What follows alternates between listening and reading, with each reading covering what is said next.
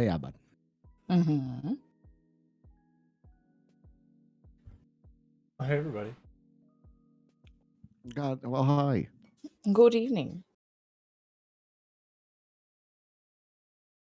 If you How are was your seeing the day? screen, then you can probably guess that we're a podcast. And that podcast is the Extra Credits Book Club, where Nightmother and I talk about a book that we've read. But in this particular case, we're talking about a book that Coltdiggity has picked for us. Apologies in advance. We absolutely slammed through this book in 2 weeks. Mm-hmm. It was a real marathon effort. It's But a big take on for 2 weeks. We read The Three Body Problem by Insert author name here. Cixin Liu. Cixin Liu. There you go. Thank you. That doesn't really have an elevator pitch, to be honest. Like, it's got about 4 different ones. Yeah. Yeah, I'd say so. Yeah, it's not really a book that you can just throw a quick summation into, I would say. No. Certainly not. There's definitely not and I was curious. I was actually at totally unrelated, but I was at a Chinese market this past weekend, and there is a bookstore right next to it. And I almost went into the bookstore to see if they had the book because they were so close to the Chinese market. The book is Chinese. I was like, well, maybe. And I was gonna take a picture of the back of the book just because, like, how do you sum up what the fuck this book is? Mm-hmm. It feels kind of like you know, the sort of the first half of Independence Day where it's just a bunch of people talking about what's happening. Mm-hmm. It's like an entire book of that. It really is. Yeah.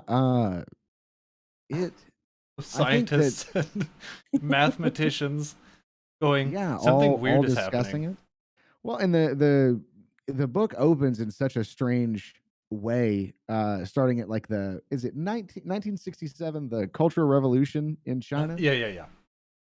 And they're having a struggle session with Yawensia, I think her name is. Yeah, her dad. Yeah, her dad. And so a struggle session is when they're trying to basically push back these ideas of science. And the book does such a weird, I'm going to be honest, the first time, because I'm not a very smart guy, right? I think we can all agree with that. The very first time that I ever read this book, the quick jumps in time that it makes, did that give you guys like whiplash when you were reading it? Because you go from 1967 to present day, 1968, present day. And when I read it the second time, I was like, oh, fuck, okay. All right. Yeah, if you stop paying attention for a second, you'll miss a 40-year time jump. Yeah, I think yeah. I think one of my notes for chapter 4, which is when it goes to the present day, it was, so this is modern day, question mark. And then I was like, some kind of meeting happened, but I don't know what happened in it. It's also it's such a strange, because when it does that jump, you're just thrown into this world with Wong Meow. Right. And there is you're just learning about all of these scientists that are killing themselves, and they've got these suicide notes saying, I know that it's irresponsible, but it doesn't make sense, blah blah blah. And the book, this is literally a book that spends 3/4 of the time explaining science to you, and then a quarter of the time just being like, and this is why.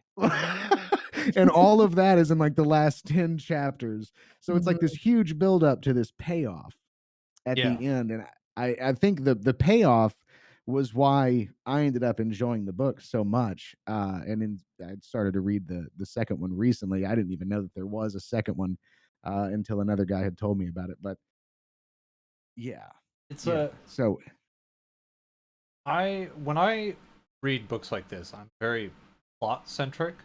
Like if the mhm. plot is there and it's good, I'll enjoy it. And this book has a terrible, terrible habit of giving you a little plot and then going, anyway, enough of that. Here is how you can amplify a radio signal with the sun. And you Yeah. get an entire 30-minute chapter of them explaining that, and I'm just like, what happened to the plot? Yeah, yeah. It's crazy. And the funniest part is that they spend so much time expanding on those hard scientific topics. And I tell you what, I couldn't recall a single bit of that information right now. And No, I just finished the third read through yesterday, and I could not tell you a single bit of how to amplify a radio no. signal via the sun. You know, I can tell you There's what the book's about. And it what tells you how, but It I I mean, it yeah, couldn't gives summarize you it for you. it does everything but give you the shopping list at Radio Shack. yeah. I mean, it's absolutely crazy. Yeah. It I could tell you the concepts that are being thrown in your face like a scientific bukkake, but how like I can't describe any of them. Like the cosmic microwave background, the three body problem, titular three body problem, the Mhm. amplifying the radio signal using the sun, unfolding protons, I think that which is that where part I I think that that was the science fiction part. The rest of this was science, but the sure, unfolding of the proton but it was into It said with felt such weird. multiple it was said with such confidence that I was like, he could be lying and I wouldn't know. it Yeah. was. It was, yeah. It was, and it was something that like you sit there and you thought about it and you were like, the unfolding of proton, is that a thing? Do we do that They're now? Do like we protons are nine-dimensional unfold? objects, and you're like, Yeah. what? Yeah, by the way, you just destroyed part of the multiverse. Yeah. Alright, cool. Yeah. I think I don't know. I don't know quite how you guys do as far as like going towards the end of the book so quickly, but the one of the craziest parts was when they unfolded the proton to me, when they unfolded it and then it turned into an eye, and then the eyeball turned into a reflective mirror and tried to destroy the planet. Like the eyeball gained sentience and then Yeah, tried to destroy the planet. I was like, okay, so you fucked up.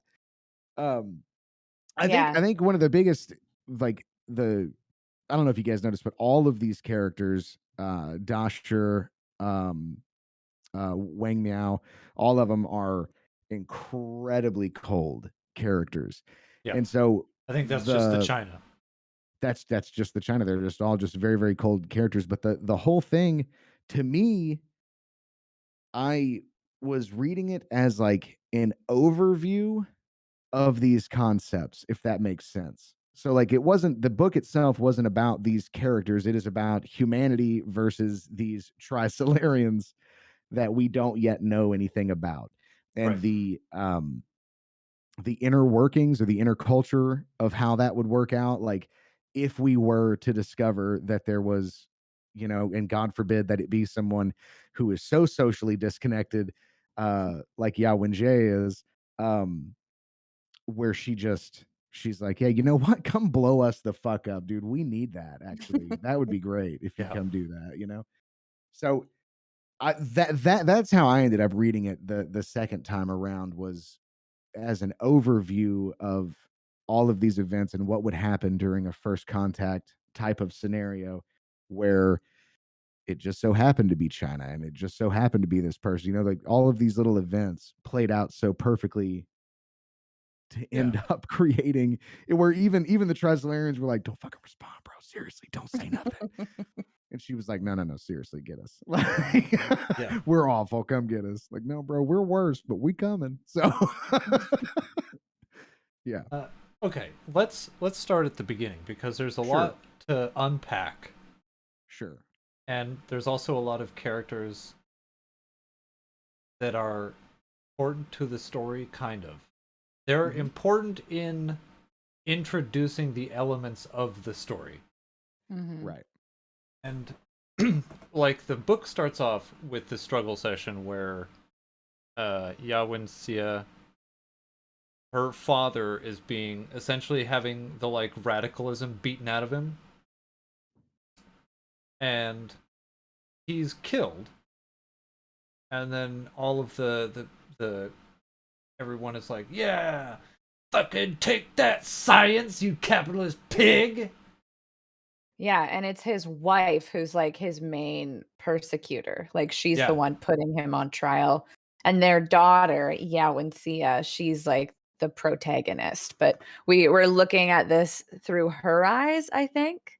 Well, it's kind of like like it's just kind of like an objective view. You're just being told who Yes. people are. Right. And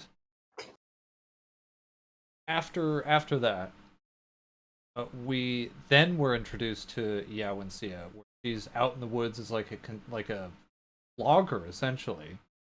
Where Yeah, they 2 stuck, years later. yeah, where they stuck a bunch of these people who were associated with rebels, like cultural rebels. They gathered them all up and chucked them out in the woods and said, work off your discretions.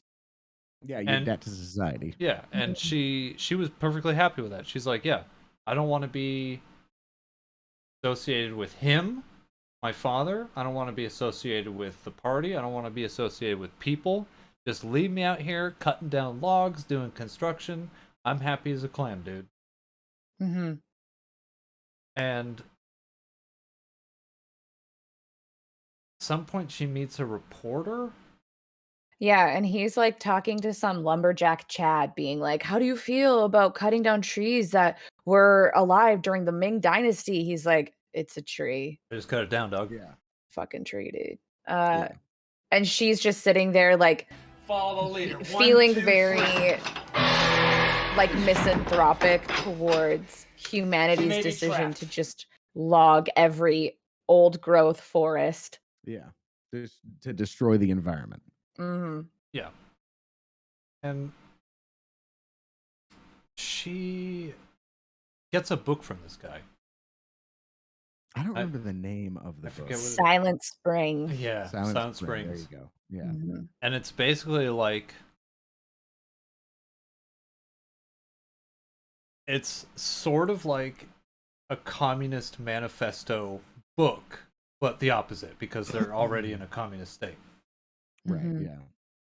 And It was basically explaining the environmental impact that humans have on. This was our first introduction to like silly fucking science in this book. Was the environmental pesticides. impact that humans have on their environment, their immediate environment around them, and how destructive we are as a people. Yeah. And Yeah. Yawin Sia really gravitates with this. And then she gives it back and he's like, hey, cool, thanks. Anyway, can you dictate a letter for me? Yeah. It's I used to like, what? chainsaw for the first time today. My hand's really shaky. Can you like write this for me? Yeah. Like, the okay. shaky hands. No problem. And then it turns out that it's like a politically volatile letter. Yeah. Yeah. And then What's interesting. Oh, sorry. Go ahead.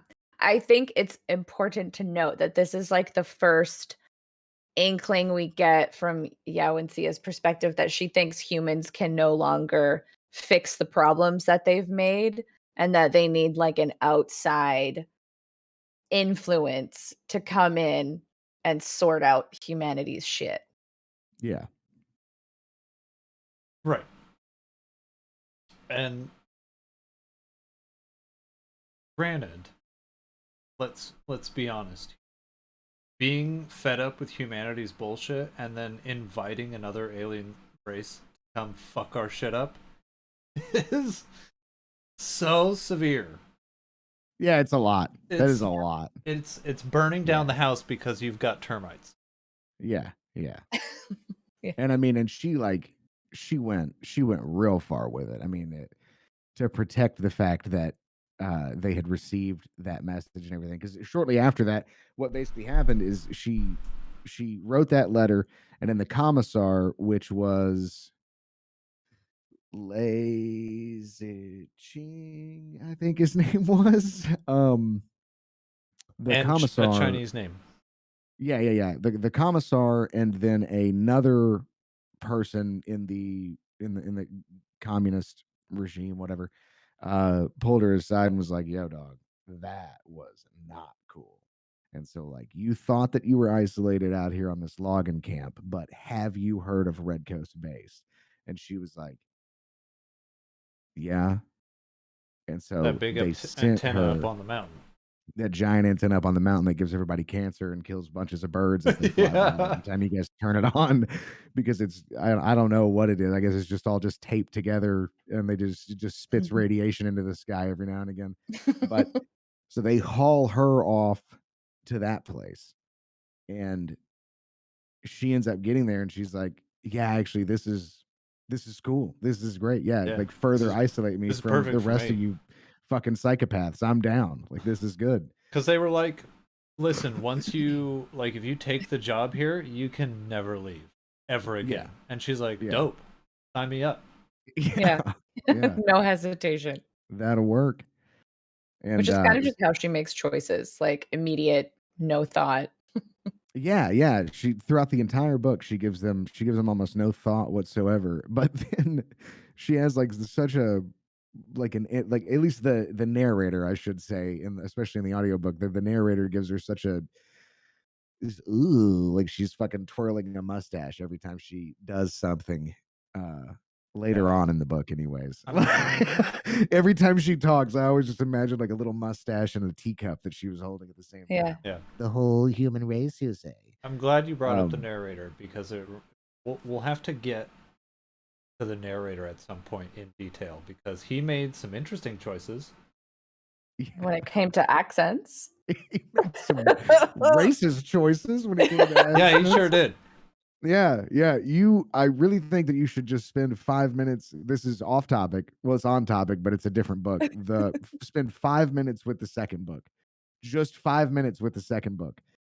Go through the narration. Just listen to 5 minutes of it. I was like, I'm not even sure if I should listen to this right now. I'm pretty no. sure. Does he I'm pretty do? sure Does someone's he? gonna tweet. Oh, he gets real bad. Worse? Oh, he does the stereotypical, like, oh yeah, like the stereotypical 90s how a Chinese person sounds thing. No. Like, it's real bad. Yeah. And so the whole first like 2 hours of me listening to the second book, I was like, oh my God, dude. Luke, I can't. no. And I started going through the reviews on the book, and everybody was talking about the accents that he makes, and like interesting choice in accents for every character. Like, Can't just do talk it. like they're people, Oh my bro. God. Like, what is wrong with you? Just read Yeah. it. Just read it, man. Just read the book. I don't need this from you. You're not an actor. Yeah. So, But right away, yeah. like right away when they introduced Red Coast Base, I was like, okay, if this radio antenna is like giving people cancer, killing birds, it's got to be like some secret Area 51 style, reaching out to the stars kind of shit, which they don't tell you right away, because as soon as she's like, yeah, I would love to stay here forever, that sounds dope to me. It's like, anyway, let's go to now. Yeah. And we're introduced to Wong Meow, and he's at like this fucking UNESCO meeting or whatever. With like a bunch of military people from various countries. And they're talking about how he's like working on nanomaterial. Yeah, so you actually jump. So it actually introduces Wong Meow as well, wait, did you jump? Does it introduce the countdown first and then No, oh no, first okay. because we get this little piece of information that he's like he's visiting like an engineering facility, and we find out that he's a landscape photographer in his spare time, and he sees this like young engineer that he thinks is really cute, and he's like, oh my God, like this is what my photographs have been missing, and he like dives into his mind's eye and starts That's imagining right. her in a way that it made it sound like he was planning on superimposing her face like the sun in Teletubbies over his landscape photography. And I was like, yes, Yeah. that's what it's missing. That's what you Yeah. need. I completely forgot about that. Yeah. So did I. Yeah, I think I pushed that out of my brain. Yeah. Yeah, I completely forgot. It's like, Well, we remember, never talked to her again. Like he just goes, he's like, "Oh my God, you should be like superimposed over my pictures forever." Like this And entirely that's that. worthless plot point that it just yes, and gets out it's there. Yeah. Hey, he's We just also a need to know that creep, he likes and then they cameras. go to the Yeah. next thing. Yeah. like we're introduced to Wong Meow and how he's working in applied research for nanomaterial, like the tiniest thin wire. And people are like, okay, cool, what's that for? And he's like, I don't know, I just research it, man. And then the military guy's like, but we could weaponize it. Think, man. And they're like, I guess. And then they start Don't talking they about other don't they shit. call it flying blade? Don't they at the very beginning there, when they first start chatting about it, don't they call it flying blade? I don't know. I Potentially. don't remember anything about a blade. Because it was Uh, Da Sure that brought up the flying blade. that Was makes he sense. was he at that like meeting of Yeah, the minds? Mhm. this is where we meet him. He comes in and they're trying to recruit Wong to start spying on the organization, the Frontiers of Science. Oh Right. right. And then Wong's like, "No, I'm not gonna do that." And tough guy cop is like, "Oh yeah, I knew you were a bitch. Like you won't do it because you're such a bitch." And then he leaves, and then he comes back. He's like, "I'm not a bitch. I'll do it, but only if I never have to talk to you ever again." And he's Yeah. like, And "I knew you'd say that." Dasher, best character in the book, easy. He really is, yeah. Yeah, Yeah, easy. Yeah. He's like, I'm not a bitch, I'll do it. And Dasher's just like, got him. yeah, Yeah. Yeah, dude, I love it, yeah. Um, and that was also during that particular like, what that meeting of the minds was about, was that they were all trying to figure out, why scientists around the world were killing themselves and making That's these right. suicide notes about very strange things happening about why they were killing themselves. And, yeah, these were all, like, top of the line or top of their class, whatever Yeah, scientists best are in their when they're like field. the best. Yeah, like it would be if we woke up and Einstein like committed suicide. Not today, obviously, but I don't know Right. if that happened. Like It would be like that. Einstein Like and Stephen these Hawking. people that are at the forefront of figuring out these crazy things about science, they are literally just taking themselves out because bruh, 2 plus 2 is no longer 2 plus 2, and they yeah. don't know why. They're all saying physics doesn't exist anymore, Yeah, and Yeah. it's breaking them. yeah, yeah. Basically like the foundations of their research is being destroyed essentially. It doesn't make any sense anymore. Based on these notes that they are getting from these scientists who are killing themselves, that are like a bunch of them collectively are saying nothing means anything anymore. Goodbye. And they're like, Mhm. that's weird, huh? Anyway, Yeah. I'll see you guys later. Yeah. And so like and Da Sure is just like, I don't know what it means. And just lights another cigarette Yeah. and throws it at a general in the army and then laughs as he leaves and takes a shit on someone's desk. Yeah. That's how I imagine Da Yeah. Sure. He's such Yeah. a like he's the kind of guy who steals like your car as a weapon. Yeah, yeah. Like he just steals it. He goes and buys like a 6 pack of beer, crashes it into a telephone pole, and walks back. Like Yeah. that's Not Sure. Shouldn't have Mhm. left the keys in. He shouldn't have left the keys within arm's reach. And then he lights another cigarette. Yeah. Throws it at someone else. But this is when like after this meeting is when Wong Meow starts to lose his fucking mind. Well, he meets Ding first, and there's something I wanna say about when he meets Ding.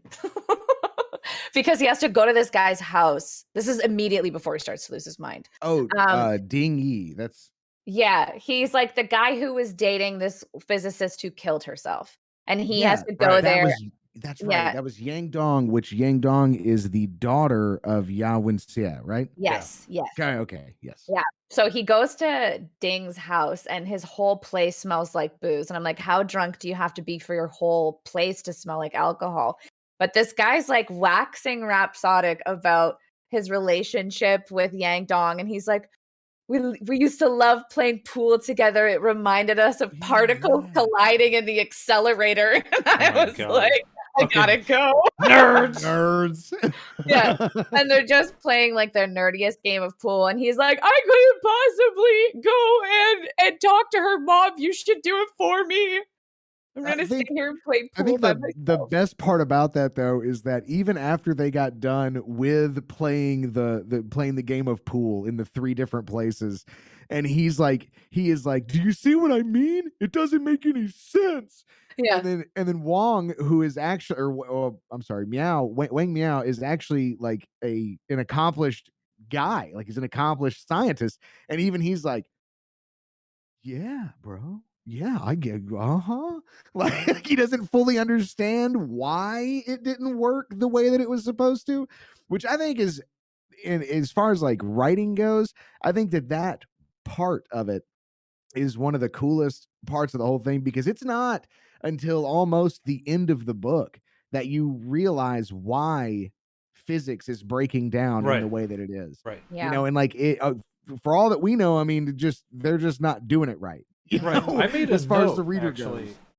I made a note that this early part of the book, it feels a lot like it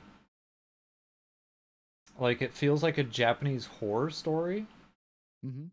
where there's just a bunch of weird things that are happening and everybody's like, well, that's weird anyway. And then they just keep seeing this weird shit, but no one really does anything about it. It also felt like an old 1960s sci-fi novel, Mhm. but in this case, all of the allegories are missing. Right. Like, it's not all an allegory for communism. Right. Yeah. Yeah. Because it is communism. There's already communism Yeah, it's Yeah. already there. wrapped around the book. Yeah. Yeah. Like, I was really Very. into this stuff where everyone was just like, boy, that sure is weird. Anyway, better go home and play with my camera. Yeah. Yeah. Yeah. Because it's right after that he starts taking picture. No, I'm sorry. He goes and he talks to Ye Wenxie, who is Ying Dong's mother, right? And Yeah. He does take the photos first because then he goes to okay, he see does. her Okay. after he has this meltdown over these Right. photos. Yeah, So, yeah, like, yeah. he's walking around the city, he's thinking about these 2 different physics hypotheses about the shooter and the farmer, and they're basically both, like, they hint at humans drawing conclusions from random patterns that actually don't have larger bearing on, like, how the universe works. Right. And so he's going around, he's taking these pictures, he goes to his little dark room that he has in his apartment, and he starts noticing that there are numbers randomly appearing, like counting down on all of these photos he's developing. And he has no idea why or how they got there. And then he starts losing his mind over like he gets every camera he can get his hands on. He goes to his wife and his son, Yeah. who's like 6. He's like, take pictures of anything. Just start taking pictures. And his Yeah, wife Yeah. just So- immediately starts crying. She's like, "Oh my Yeah. god, what's happening?" And he's like, "Shut up, bitch! Take pictures." Take Yeah. a goddamn picture. What do what I said? Yeah, yeah. And she does. And then he goes Mhm. back into the dark room and there's a countdown on all of the photos that he took. And it's a continuous countdown back to back. And then there is no countdown on the pictures that his daughter and his wife took. And so Mhm. then we learn that the countdown is specific to him. Yeah. And then right after that, the countdown appears in his vision. And it's no longer a matter of Yeah. snapping a picture on a Polaroid. It is then this countdown of 1,000 hours or whatever it is now attached to you as a person. Yeah. Like, Yeah, and this I is think it's sorry. described as like that same sensation you get when you kind of glance at the sun and you've got that white spot in the center of your vision that doesn't go away. Yeah. So like the Mhm. countdown is just there. Yeah. Which I think is a great descriptor. Like you can really like visualize that. Yeah. I thought that was a good idea. Yeah. Yeah, I think Kind this of is the felt it. part where he goes over to the Shen's house. And I don't know how he gets her information, but he's like, he starts crying, or no, his wife starts crying, making a scene. He thinks he's losing his mind, so he needs to go talk to someone named Shen, who works for the Frontiers of Science. He goes to her place. He's like, and he sees that she's playing some super immersive video game, and she's wearing something called a V suit. She's in the Ready Player One outfit. Yeah. Yeah, and apparently the V suit will recreate any sensation you experience in a game, including getting stabbed and burned, which is cool, I guess. Just what I But he's like, want. so yeah, full immersion. And he's like, why am I seeing all these countdowns? Do you know what happens? Do you know what happens at the end of the countdown? And she's like, just stop looking into this. And she just keeps saying, just stop, try it over and over again to him. Yeah. Stop your research, more specifically. Yeah. Right. And yeah. he's like, stop my research. What does that have to do with anything? Like, I'm in Mhm. applied research, because she's explaining something about the foundations of research. And he's like, but I'm in applied science. And she's like, just stop. And she's turning her mustache and shit. Just stop. Don't See do what it any happens." longer. Yeah. And he's like, okay, whatever. Yeah. And I think this is when he starts, like, he goes hard into it. Like, he's really trying to figure out what the fuck is going on. So he really puts his nose to the grindstone at work. Starts having like a full stress meltdown. Yeah. And then he goes to a doctor like immediately. And he's like, what's going on with me? And they're like, oh, it's just stress, you know? And the doctor's like, I don't know. Probably. You've got floaters in your eyes. Yeah. And he's like, but I'm okay. Hallucinating numbers. He's like, okay, doc, but hear me out. Listen, is it normal for people to have full blown ass numbers counting down in their vision? And the doctor's like, sure. I think you're stressed. Yeah. I think maybe you should just take a day off and then you'll recover. Just one day. Yeah. And so then he convinces everyone at his work to shut down the operation for maintenance or whatever it was. Yeah. And the countdown goes away. It's no longer in his eyes once the whatever, I don't think it was a particle accelerator, whatever they were doing in particular with that like machine. some machine. Yeah. They stopped that and it went away. And then everybody else who worked with him was like, thank fuck. Yeah. Yeah, because you've been acting cray, bro. Yeah. You've really been having a hard time. And I think he calls Shen right after. He's like, what's going on with the countdown? And she's like, okay, go to this website. I don't remember what the website is, but he gets these instructions that freebody.com. Was that it? Yeah. Okay. Where he's like, over the next 2 days, go somewhere where you can observe the cosmic microwave background. And the countdown will continue in 3 days when they start their nanomaterials research again. Yeah. And then he asked she's like, in between the hours of 1 and 5 in the morning, 3 days from now, the universe is going to flicker for you. Yeah. The entire universe is going to flicker because he's questioning what this is, you know, and she's not saying that she knows what it is, but she's saying, by God, it's real powerful. And I tell you what, I'm going to make the entire universe flicker for you. Which is actually like a really interesting thing that I want to bring back. I want to come back to later on when we start discussing the boat. Because this book jumps in time so goddamn much. It sure does. Yeah, I want to come back to that whenever we get to the boat, and so I think I need to just write that down. But in any case, he's like, okay, well, where am I supposed to find a place to find the cosmic or see the cosmic microwave background? Well, yeah, when Sia is a astrophysicist, and she's like, you should go talk to Yao and Zia. And she's still twirling her mustache while she's saying it, and that's when he goes back and starts to interact with her again, and they talk more about where he can find out more about the cosmic microwave background and freak out even more scientists besides those that are already freaked out.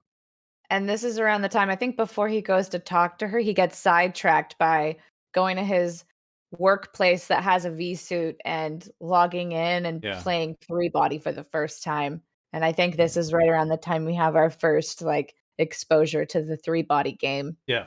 Chapter 7 is the first Three Body chapter. And at first I was like, okay, what's the point of this? What is the reason of this? Also, I have one of my notes written 4 times in a row is this is a chaotic era. It's so stupid, dude. I know. Yeah, so the game, like it gives you I actually really enjoyed it. When they first introduced it. I didn't understand it, but it was just like a childlike glee, like, oh, what is this? And then he finds King Wen and Follower. They just didn't want to give a name to that guy. They just called him Follower Follower. of King Wen. Yeah, Follower of King Wen. And he's like, okay, yeah, my login idea is Hiron or whatever, and they're like, oh, Hiron, weird. You're not a follower of King Wen. You should be. And so it's the first time that we experience, oh, the sun's going to come up shortly. One thing that I will say is there's a lot to say about it, but the backpack with the sand in it, it never explains why it has to be this stupid giant box with sand in it that they flip over and 6 times equals a day or whatever it is. To be honest with you, I completely forgot about that until just now. But in the very first chapter, when it's like the warring cities or whatever, warring tribes, like era, yeah, they do have the fucking hourglass for no reason. Well, so like an hourglass would make sense, but this is like literally a backpack, right? With different drawers in it. And each drawer, it's like the sand it plays Plinko as he's walking. The sand Plinkos down to the bottom. And once it all reaches the bottom, they flip the backpack over. Why not just a giant hourglass? Why was it a box? I thought it was described as an hourglass. This is when like the rapid fire. We're gonna have to go back to this chapter, and now we're all gonna have to look back at that chapter and see, because I thought it was just the way that I understood it was a box, Like, and the box had a bunch of compartments in it. I was so like I felt like I had been standing in like cold wind for 3 hours because it was the chapter where the fucking narrator just recited numbers for 45 minutes, and I was frazzled. And then this started happening, and I'm like, what the fuck are you talking about? A backpack full of sand? And what do you mean a chaotic era?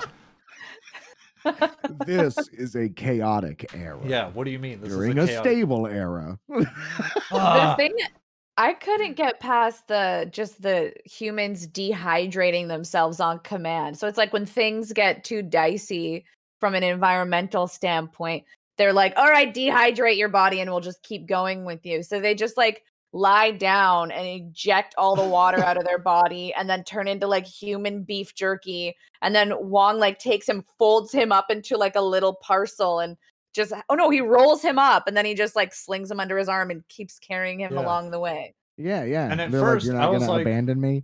I was like, I'm gonna be honest, a really dumb game mechanic. Turns out it wasn't a game mechanic at all. Yeah. That was real. But yeah, I mean, I'm 100% with you. I mean, they hit you because this really is like the first 3 hours or so, especially if you're listening to it. This is like the first 3 hours or so, and you've been hit so far with something that happened in the 60s, and then a scientist killed herself, and then Wong Meow's losing his mind. And then there was a bunch of numbers rattled off to you for at least 30 seconds solid. Where you're like, well, this is irrelevant because I'm listening to numbers. Huge numbers. Yeah. Like years, hours, months, days, whatever is all being rattled off. And then now you're inside of a video game and this motherfucker just got folded. What is happening? Yeah. Yeah. Yeah. It's this really is a chaotic era. Yeah, yeah, Truly. and as the I mean, I don't know if you picked up on it. I hope surely, obviously, you guys did. But if you were the reader of the book, in knowing that the book is called Three Body Problem, and then figuring out that it's the sun does not rise when it's supposed to, kind of thing, you can kind of work out like, oh shit, they're in a trinary star system. And so when I actually first went into it, I actually thought that the game was with the V suit and everything was taking us to Trisolaris. Once you Mm. got deeper into it, I thought that the game was taking us to Trisolaris and not instead just explaining to us what is happening in this world and why the three body problem is such a fucking just important thing for the Trisolarians, I guess. I don't know. Mhm.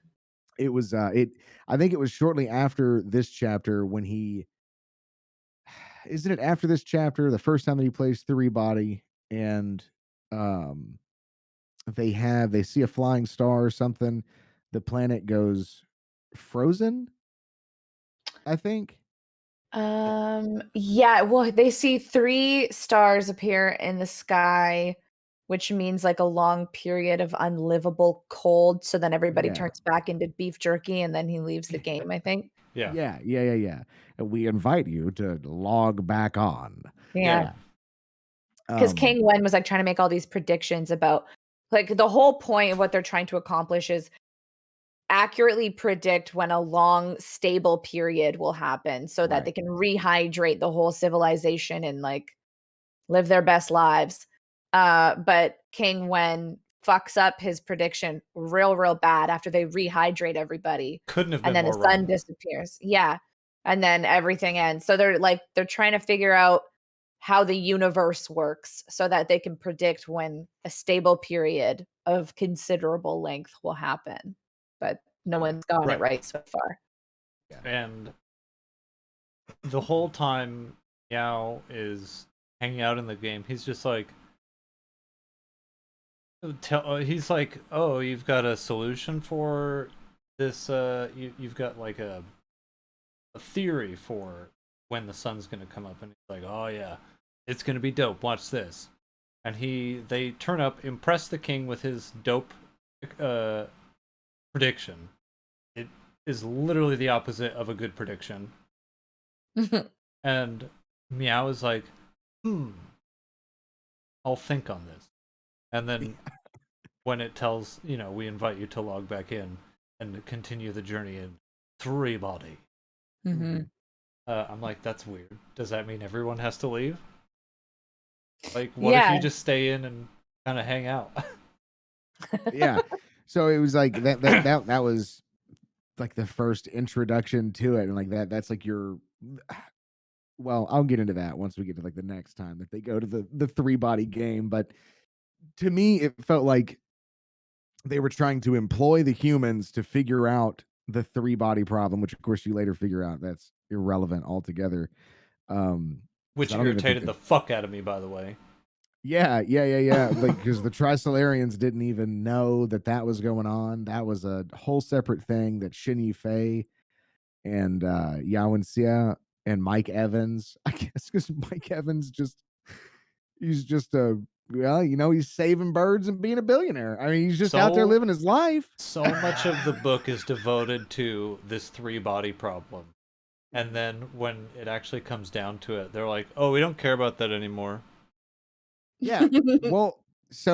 Well, I mean, we can get into that, I guess, towards the end of what we're talking about. But the it did matter to some, just not to the people that told you to go check it out, which that was just a totally fucking weird thing.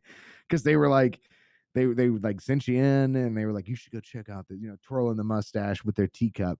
Fucking, you should go check out this three body game.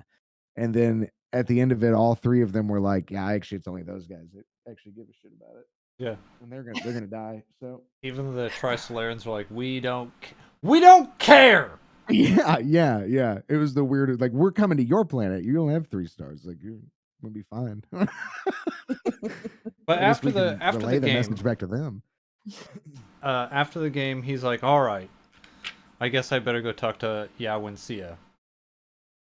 And he talks to her about stuff that doesn't matter. Mm-hmm. And then about she's her like, go dead talk to daughter, my friend who basically. works at the like observatory, essentially. It's like a solarium or something. Yeah, he's like, where can I observe the cosmic microwave? She's like, well, wouldn't you know, there's a place right here that I know about.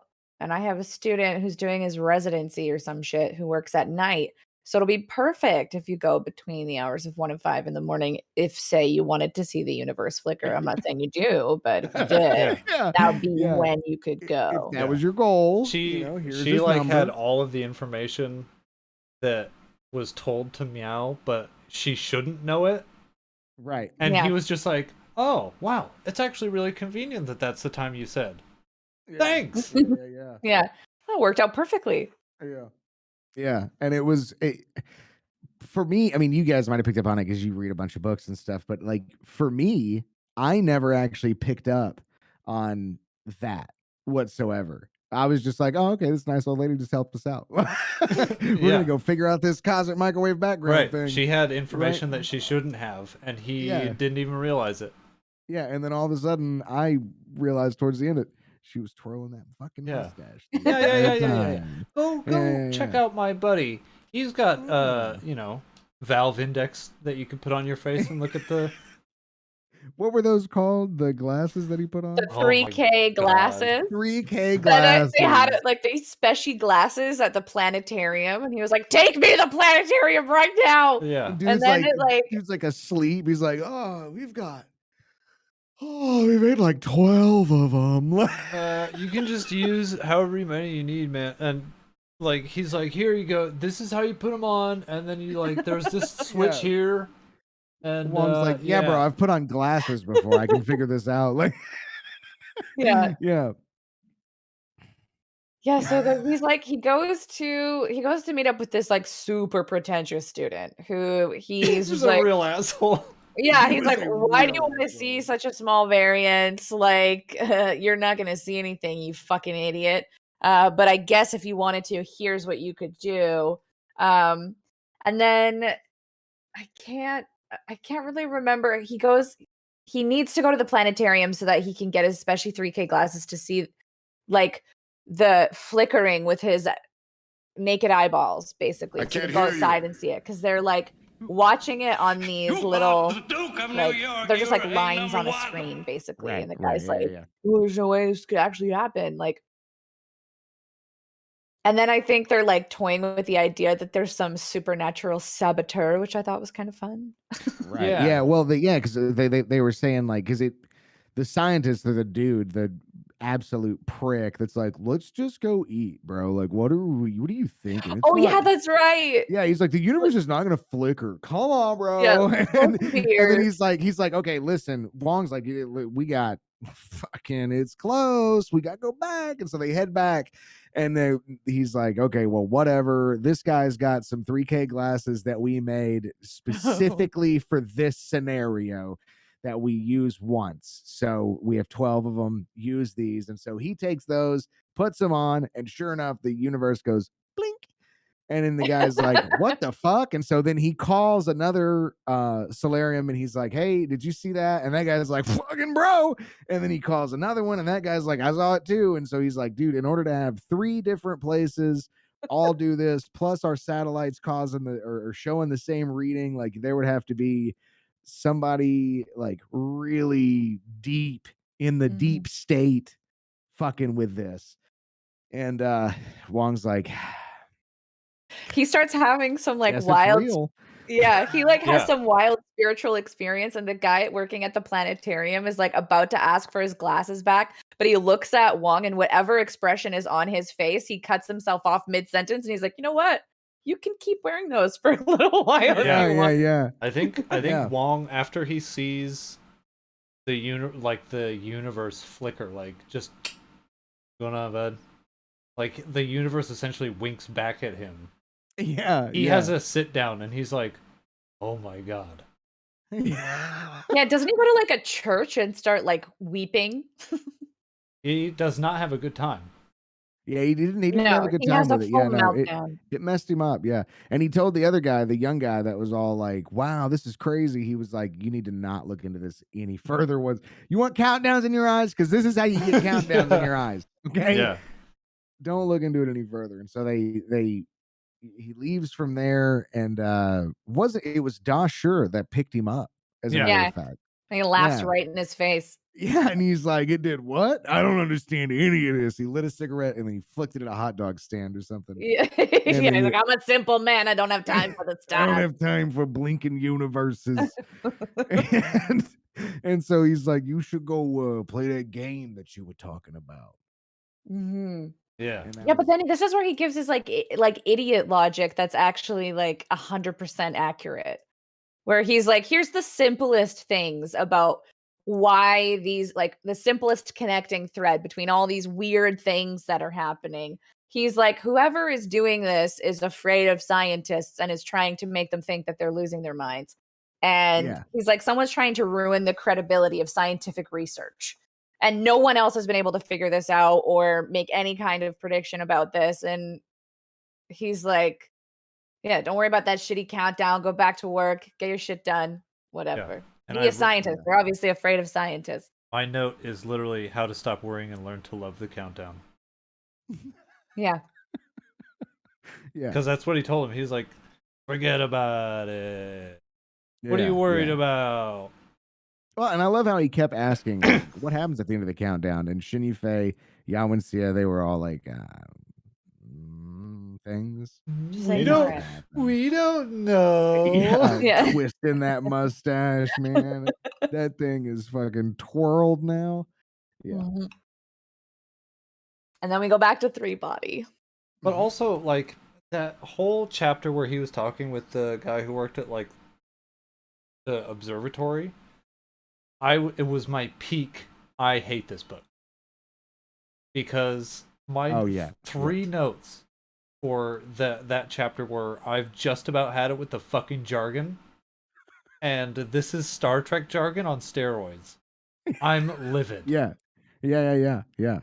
I felt It was a really lot. triggered by some of the jargon because it reminded me of when like a group of guys that I was hanging out with all started getting really into programming. And anytime we'd go out Oh, for God. beers or whatever, they would only talk about fucking Ruby on Rails. And it would just be like all programmer talk with a language that I could not relate to. It also, I was sitting there just being like talked at for 2 hours, and I would just, like, retreat into my mind's eye and drink, like, 3 times as much as anyone else at the table because I hadn't said a word in hours. Yeah. And I was just like, "I'm just gonna dissociate, and then the night will end." Yeah. I mean, it really, like, I think that is a completely fair. I think everybody that is listening to this should be charged because we are cutting out a significant amount Yeah. of bullshit. Like we were talking about this before the stream, but there is so much of that just you don't even remember any of it. You Yeah. don't even remember any of it whatsoever. I mean, they just go on and on for pages, for literally entire chapters are devoted to explaining to you how protons work and stuff. And I couldn't tell you I know it's a circle, And a lot of the time, little one. that It's a kind of, little like, circle. bonkers, in-depth description is apropos of nothing. Like, it doesn't matter. It doesn't have any bearing on the fucking story. It's just like, according, it seems What like he wanted to write. Yeah. It's just what he wanted to write at the time. And He it's just like, wanted to just get all okay, that down and out there. my eyes are glazed over. I stopped listening like 10 minutes ago. Yeah, it's just like when you're sitting at a bar with a bunch of people talking about Ruby on Rails and you just An elixir. you just retreat Yeah, into I your was like, mind's eye and "Alright. just move on. What It's haven't I okay. thought about in a while that I could just, like, entertain for a bit?" Yeah. What if I modded Skyrim a 17th time? I should probably dust my bookshelves. Yeah. Yeah. Literally. Exactly. Yeah. And so then we go from all that silliness, then we go back into 3-body. Right. And it's a And I different believe era. it's a different era. Eons have passed even since the last cold. 300,000 years, I think. 300,000 years, yeah. Something like that. And everybody was put back into dehydrators. Yeah. So you had so these people can dehydrate their bodies into this fibrous material and then become rolled up, and then they put them all into boxes. We'll see in a bit. And then they shut the door and leave. Possibly living underground. I don't think it ever really explains whether or not they're living underground or if all of that, like the king's chamber, like the king and his like HQ is underground. But everything else is above ground, which, considering the volatility of the planet, seems like a catastrophically bonehead move. Right. Yeah. Yeah. And this wasn't. I might let you guys talk about this because this wasn't the. Was this the Aristotle phase? No. Okay. Not yet. Okay. No, not yet. This was the one where he's like, "Oh, you guys, this planet has 3 suns," and they were like, "Yes, yeah." You hear this shit? He says there's 3 of them. Yeah. And then a giant one sets the whole planet on fire. Yeah. But I think that's the one where horse or something catches fire and goes running through the room, and they're like, "Whoa." Yeah. I think it's also the chapter where that guy had like a model he built to explain the world, and Meow was looking at it like, that is stupid.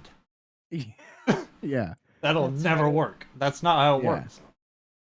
But they rehydrate everyone anyway, and the guy who made the prediction, he's like, "Listen, man, like they're gonna the babes are gonna wake up soon and they're gonna be real horny. You should probably go, like, they're gonna want to like procreate, like maybe you want to go hang out with them." And he's like, "No, I'd rather look directly at the sun through a telescope." And he just like hangs out for a while until he sees like a herd of animals on fire running at full tilt towards the pyramid or whatever structure they're in. Then everyone starts setting on fire, and the guy with his little like multi-chamber model is like, "I'm gonna get out of here." Yeah, he's like, "No, trust me, it's gonna be a stable era. It's gonna be a stable era." And he's the like, king's igniting. like, "Nothing I can do about it now, but you were wrong. We invite you again to log on." Yeah, except at the end of this one, it was like user Hyperion or whatever he called himself. Hyron figured out that this is a planet that has 3 suns. So good job for him. Everybody go suck his dick. The next one.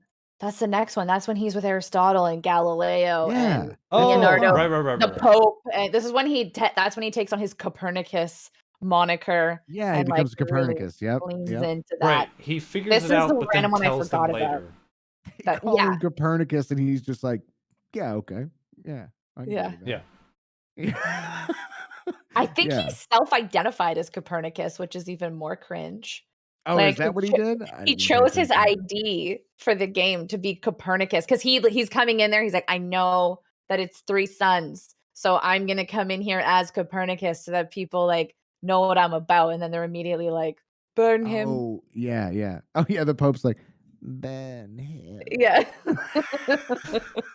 Okay. Calm down, Mr. Religion. Yeah.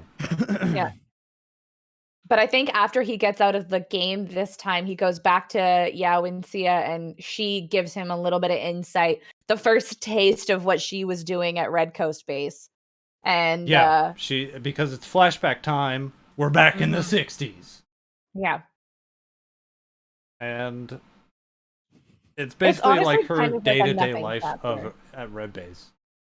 Yeah, like basically it's just like everybody there is only doing the bare minimum on purpose, and she works hard, so she like progresses through the ranks and gets a lot of like responsibility very quickly, I think. And then that like we basically the important thing from this chapter is we find out she gets moved from like the transmission to like the monitoring department, which is like more inner circle shit. So she's like in a situation where she's about to find out, like, I don't know. They're like, we're going to tell you what the real reason is about why you're here and what Red Coast Base is, but we don't find out. I think that's when chapter 13 happens, and it's literally just a bunch of transmissions with redacted numbers. Yeah. And it's just showing that humans were trying to contact aliens without much luck. And it literally, so much of that chapter is just like memo from XXX, XXXXXX to XXX, XXXXX. And it goes, I was walking to the grocery store, like having a meltdown trying to listen to this chapter. That's the kind of stuff. It's wouldn't be annoying to read, but having a narrator say XXX 19XX redacted XXX, I'm like, if I don't hit somebody, I'm gonna lose it. Yeah. But this is when she like develops a relationship with the commissar, and he's like, okay, I'll tell you what the purpose of this station is for. And she's like, okay, cool. And he's like, we fire microwaves at spaceships and it kills everybody inside. Do you believe that? And she's like, yes. And he's like, okay, good. Great. And then, like, almost 3 days later, he's like, okay, that was a lie. It's not actually about that. We're actually trying to talk to aliens. That's right. Because then, like, is telling Wong about, like, type 1, type 2, type 3 civilizations, trying to play it off like Earth doesn't have the power to, like, produce the energy necessary to contact other planets. She's like, a type 1 civilization would be able to command the amount of energy, like, equivalent to its own planet size. Right. And Earth is about, like, 70% of that. And she's like, so we tried to reach people. Yeah, but we never heard from anybody because we just weren't powerful enough to send the power. a transmission. Right. Yeah. And then we go back to Three Body. And this is where he like tells everybody about the three sons. Hold on. Before we get back to Three Body, I have to talk about the classified document simulator chapter. Because one of the messages that they had that they were sending to aliens, I thought had like big tattletale energy. Because they were like, listen, hello, aliens, hello, if you're getting this message from anyone other than us, then they're all a bunch of liars, and you shouldn't trust them at all. Us, China. China, the Republic of China. We're the ones in charge here on Earth, and if anybody else says differently, they're filthy liars. Anyway, bye, love you, goodbye. And that made me laugh because it was such like tattletale energy, and I loved it. Yeah, they're really demonstrating like who the true power is. It was hilarious. And then Red Base got shut down. Allegedly. Dun, dun, dun. It doesn't get shut down. Spoilers. Well, so that was actually something that I was actually confused about. Was Red Coast Base? It got repurposed. It got repurposed. And then we had a second Red Coast. This is jumping ahead, but we had a second Red Coast Base built later on. Yes. Or was that just the same Red Coast Base? No, Red Coast 2 was built by the cult. And then it didn't work. So then they made a ship out of it. Right. Okay. They're Sea Org. Right. Yeah, I definitely remember the boat, of course. Because they had to have a boat. Because billionaire. And he was planting trees. He's like, I got nothing else to spend my money on. Yeah. He was the estranged son of a billionaire, and then all of the other kids didn't get anything, and he got all the money. My favorite note that I took for this whole book was when they introduced him, and I wrote that a billionaire who hates why he's rich is the real science fiction. Yeah.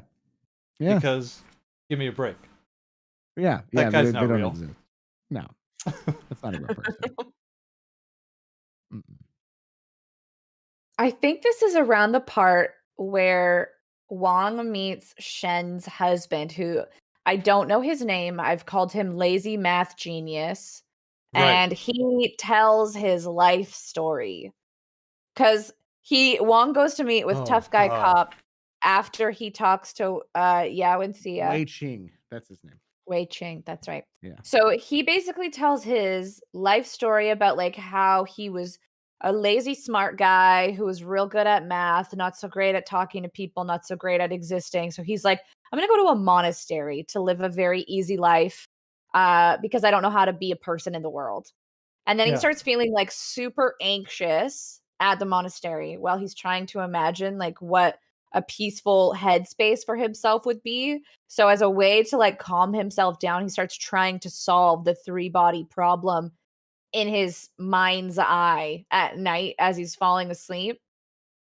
And he like apparently this brings him just like peace because he's so preoccupied trying to solve this thing, and he does like little napkin calculations and throws them away. And then one day Shen comes, his future wife, on a tour with a bunch of like Japanese tourists, and she finds his pieces of scrap paper and she's like, I was told these were yours, like you've been just trying to solve the three body problem. And he's like, oh my god, you know about that? And she basically just starts like proposing, she's like, you should just leave here with me and then you can keep working on this. And he's like, yeah, okay. Yeah. Because Yeah. Something that's said constantly throughout this flashback, let me tell you my story chapter, is he will not shut up about how lazy he is.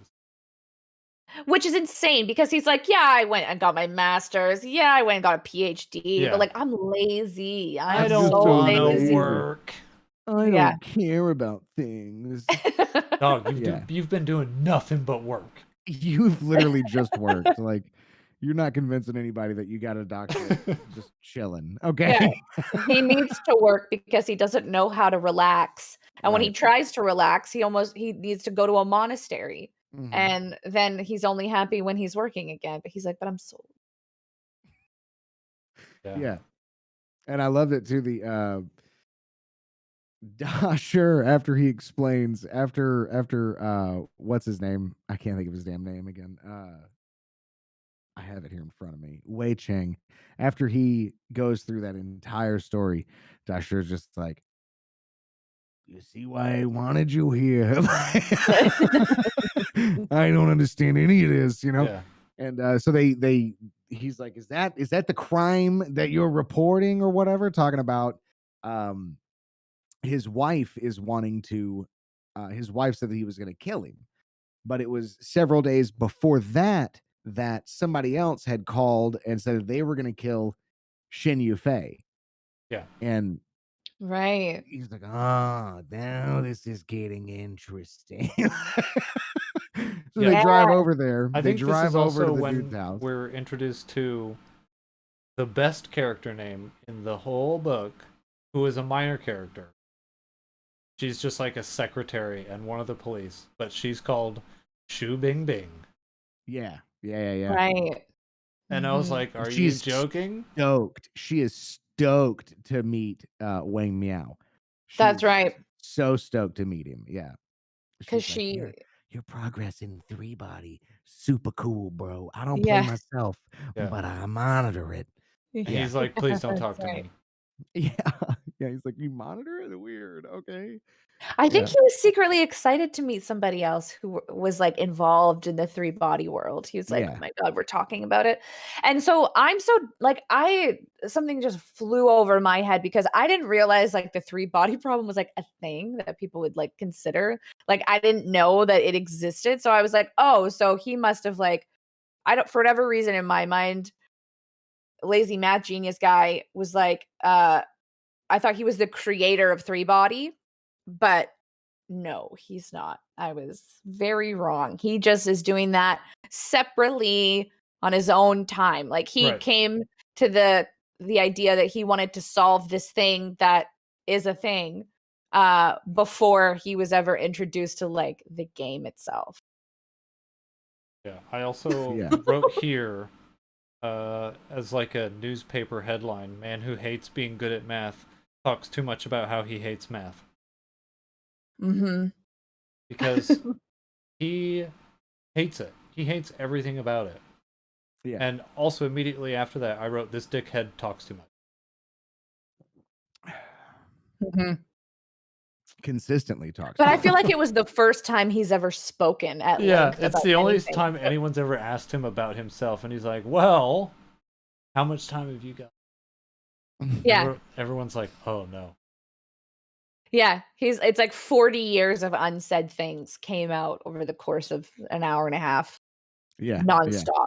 There was also, I wasn't sure if they were talking about an actual operating system at some point in this chapter called Line X, or if the narrator just mispronounced Linux. I had thought the same thing. It's hard to say without having the text in front of you. Right. I would assume, because this was actually, so the book was released in 2006. It was translated in 2016. I would assume that they know what Linux is, and maybe Linux was just something within the universe. Maybe it's like a clever computer engineering joke for all of his homies back in China. Or maybe it's like what Riverdale did with brand names, where they couldn't say the brand name, so they just made up their own version of it. So instead of like American Express, they say American Access, or instead of AAA, they say Triple B. So it's like, you know what it, or instead of a BlackBerry, it's a boysenberry. Right. Yeah. Right. And after that, we're back in the game. I can tell because my note for chapter 17 is, "This game sucks." One of my notes of this is, I think I died during this chapter. Because they start using the word syzygy like way too much. And I'm like, what the fuck is that? Yeah. And I care? I didn't even remember the word whatever it is, Syzygy. because I don't know what it means. And so I think I just pushed it out of my brain. The only reason I knew that word existed, and I learned it was a real word for the first time during this chapter, is because when I was really into Neopets, there was this game called Typing Terror. And it was basically like a very high stakes, all the right typing test. And that was one of the words in like the later level. So I got really good at typing it with one hand under extreme pressure because I was trying to get the avatar so I could flex on the message boards. But I thought it was a made up keyboard mashery that Neopets just created to ruin my life. But it turns out it's an actual word. Huh. That is very embarrassing. Yeah. Damn Neopets.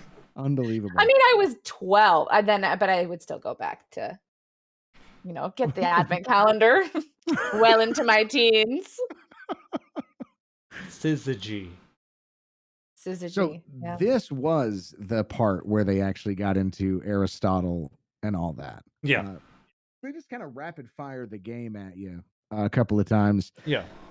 Right after. This is the computer where the chapter where they try and make a computer out of humans. Yeah.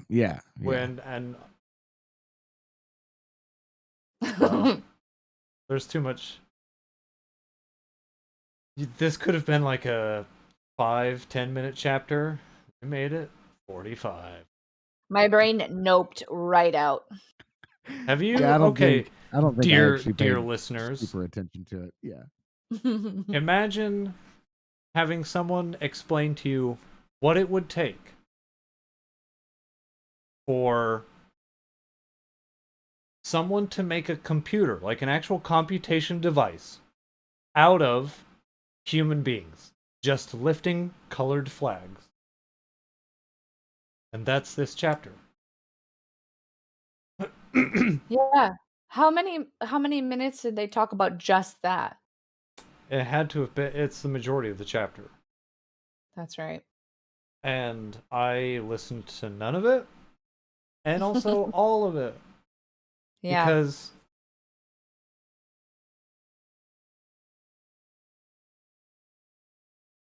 one of my notes is what in the fucking what? Mm-hmm. And Who am immediately I? following that What am I? is a computer from People is Riveting Stuff, LeMayo JK, Yeah. because it's not. Forgot to mute No. alerts. That's gonna be a pain in the ass. Thanks to whoever followed. I think after he gets out of the game, though, this is when a system administrator calls Wong and he's like, "Hey, I need some like personal information from you, including like your SIN number and your Right. home address and like your credit card and basically anything that is an identification piece." And he's like, "Why do you need to know that?" He's like, "If you don't give it to us, you'll never be able to play the game again." He's like, "Take everything." And then he's Uh, invited to go meet a group of people who play the game in real life. my note for that, when the game contacted him and started asking him all these personal questions, I was like, this is a recruiting device for a cult, 100%. Yeah. So by the time, little did I know, Colt, when you were asking me, did you figure out what the game is? Turns out I did, but I didn't know it yet. Also, Yeah. my very You first and note. Nightmother gave the exact same face when I asked, and I was like, "Oh no, okay, that's good. You're exactly where you should be in life right now. It's perfect." My very first note for chapter 18, which is when he goes to the gamer meetup, is gamer meetup starring Colt's chat. Bunch of That's fucking fair. nerds. Bunch of fucking nerds. Yeah, that's fair. Yeah, Because yeah, it's yeah. all like computer engineers and like professors and people in the higher echelons of big brain society. Mm-hmm. Isn't that weird? And then I Yeah. back down from my this game is a cult recruiting device by saying, "Oh my god, it's Ender's Game." And I was furious. Yeah. But it kind of is, It's kind of isn't. Yeah, this was around the time where I was like, okay, is this game here to like prime the people for whatever civilization is coming to make them more amenable to it and like to suss out who amongst humans is into the idea and who isn't and like how to get how do we get them, because they're trying to ask all these questions about like do you like three body more than real life? And anyone who's like, yes, they're like, great, you How can would stay. you like to be friends with a Trisolaran? Yeah. Asking What for a if you knew friend? about an alien? If you knew that Trisolaris was real, would you be into them coming here? Interesting. Okay. Next question. How do you feel about humanity generally? Yeah. Poorly, badly, or worse? Mhm. What if I feel okay about it? Sir, please leave. Yeah. Yeah, well they kick the who's it, the oil baron, I think is his. Mm, Yeah, they They throw don't really. somebody out. Yeah, yeah, yeah. two people who are like, I kind of have reservations about just allowing another civilization to come in and Yeah. take over, no questions asked. Or like, you are never allowed to play this game again. Goodbye Yeah, forever. they ban him from the game. They're like, Yeah, oh, Yeah. wait a minute, hold on. this isn't for you. And that's Pan Han is that character's name, the guy that sets up the meeting between everybody. Um it, Shin Yu Fei's Oh yeah, I always forgot this dude's friend. name. Yeah, Oh, yeah. he's the guy who's been arguing with Shen, right? Yeah. Do we know that? Do we know that yet, that they've been fighting? No, because that doesn't happen until later, like towards the end. This is just like the first meeting. So we don't even know who this guy is at Right, this time. Like right. as far as we know, he might as well be a GM for this game, right? Yeah. Um at this point. And yeah. That's it. It only mentions his name like two or three times, which that's another thing. I mean, throughout the entire book, I think the whole first time that I read the book, I don't think I ever remembered anyone's name. Not because they're except for Das, sure, because I mean, holy shit. But not because of the complexity of the names or anything like that, and me just being a dumb American, but the fact that, again, like I said, like it's almost like it's an overview of these people that you're looking at. Like there's not necessarily a protagonist anywhere. I guess you could say that Wong Meow is a protagonist or a focus of the book, but in the same vein of that, like he's not really, because there's just so much other Right. shit going on in the entire in the grand scheme of things. It's So more of an ensemble. Yeah, like none of the characters are developed well enough for them to be a protagonist. right. Yeah. For being Yeah, they're honest. all just very cold and And everybody Mhm. has know. their own part to play. yeah. Like, Yeah. Wong Meow, his purpose is to serve as the reader. Yeah. Like, he is Mhm. the reader's introduction to all of this shit. And also, like, alternatively, to kind of explain some very simple concepts that he already knows that the reader should. Right. Because everything else So he gets like the fucking recaps. explained. Yeah. He's literally the recap given life. Yeah. So that we can follow along as not physicists. Yeah. Mm-hmm. And we're back in 3-body after the gamer meetup, basically. And this is where I liked this part because Wong finds Einstein, who's like disgraced, and he's a street busker. Yeah. Which continues with a theme that was developed very early on, that Einstein is just a capitalist pig. Right. Oh yeah, that's right. In like the Yeah, very yeah. first chapter, way more than probably needed to be said about how Einstein is a capitalist dog. I'm like, okay, he's dead. Like, you don't have to fucking knock him down a peg, man. He's been dead for ages. Yeah. But I guess we're taking him down another peg by making him a poor homeless person who was renounced by God. Yeah. Mm-hmm. Oh, this is when so we got the guy, lazy math genius guy, whose name I always forget. Wei Chang, is that his name? He gave Yeah. Wong Meow his formula basically for solving the 3-body problem or proving that it exists. And he was like, take it, publish it under your name. I'd like that better, actually, if I wasn't associated with this. So he goes back into 3-body armed with this like document or USB drive or Just something. this Like he comes knowledge that this he knows how knowledge. to Yeah. solve it. Yeah. Yeah. And And he like they just start making fun of him immediately again for coming in with it. It's very, And oh, sweetie, it's we don't care about that da anymore. Vinci. It's Leonardo da Vinci, right? When he's like, Mhm. he's like, listen, it's you have 3 suns, right? That's why when you see 2 flying stars, then the planet explodes into flame, and you see 3 flying stars, and we burst into freezing cold. And if you see no fucking stars, it's because we are the star. Like, there's a reason behind all these things. And yeah, they all just like look at him and they're like, you have no idea. You have no basic understanding of science, blah, blah, blah. But then Da Vinci is sitting there and he's like, well, for one thing, if we had ever seen 3 suns in a single day, we would literally never be able to know about that, because those civilizations would have been completely destroyed because the entire planet would go molten. yeah. No one pays attention to him whatsoever. They're all focused on setting Wong Meow on fire, or Copernicus at this point. They all want to set him on fire. Like, we need to burn this man at the stake. But Da Vinci's over here writing things down. He's like, you know what? That's not a bad point. He's Wait, taking down notes. Is this the for it. chapter where it's Da Vinci or the UN? This is the UN because he Oh, has that's an the UN. African ambassador come in who he doesn't accent for. That yes. is very, very sus. The accent that he bet the Oh my farm God.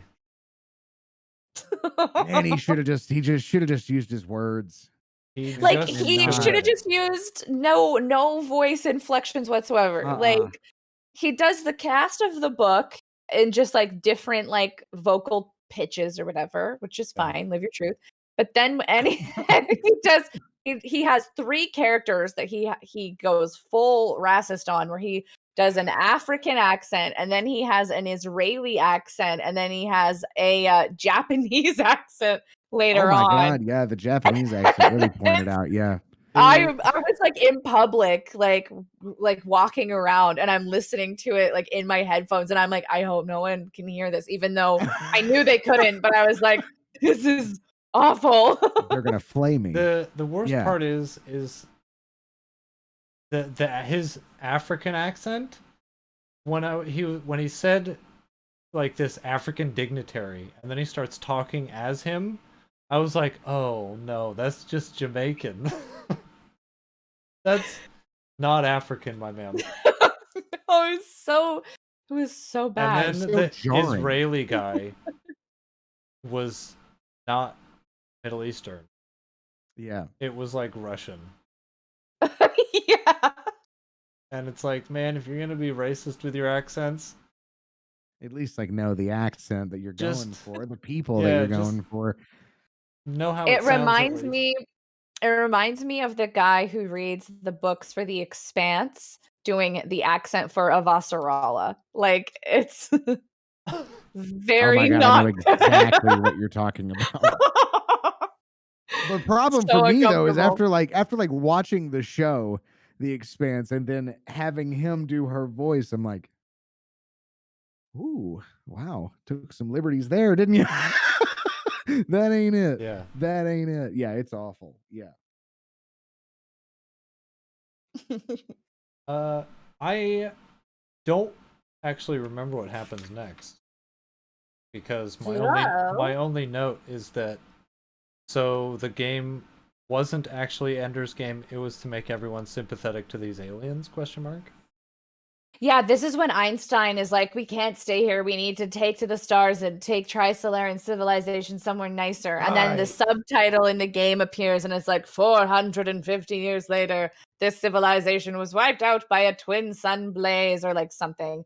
And then it was a milestone achievement for 3-body because they realized there is no solution to the 3-body problem. And the only thing they can do is take to the stars. Seems like they weren't and trying then- hard enough.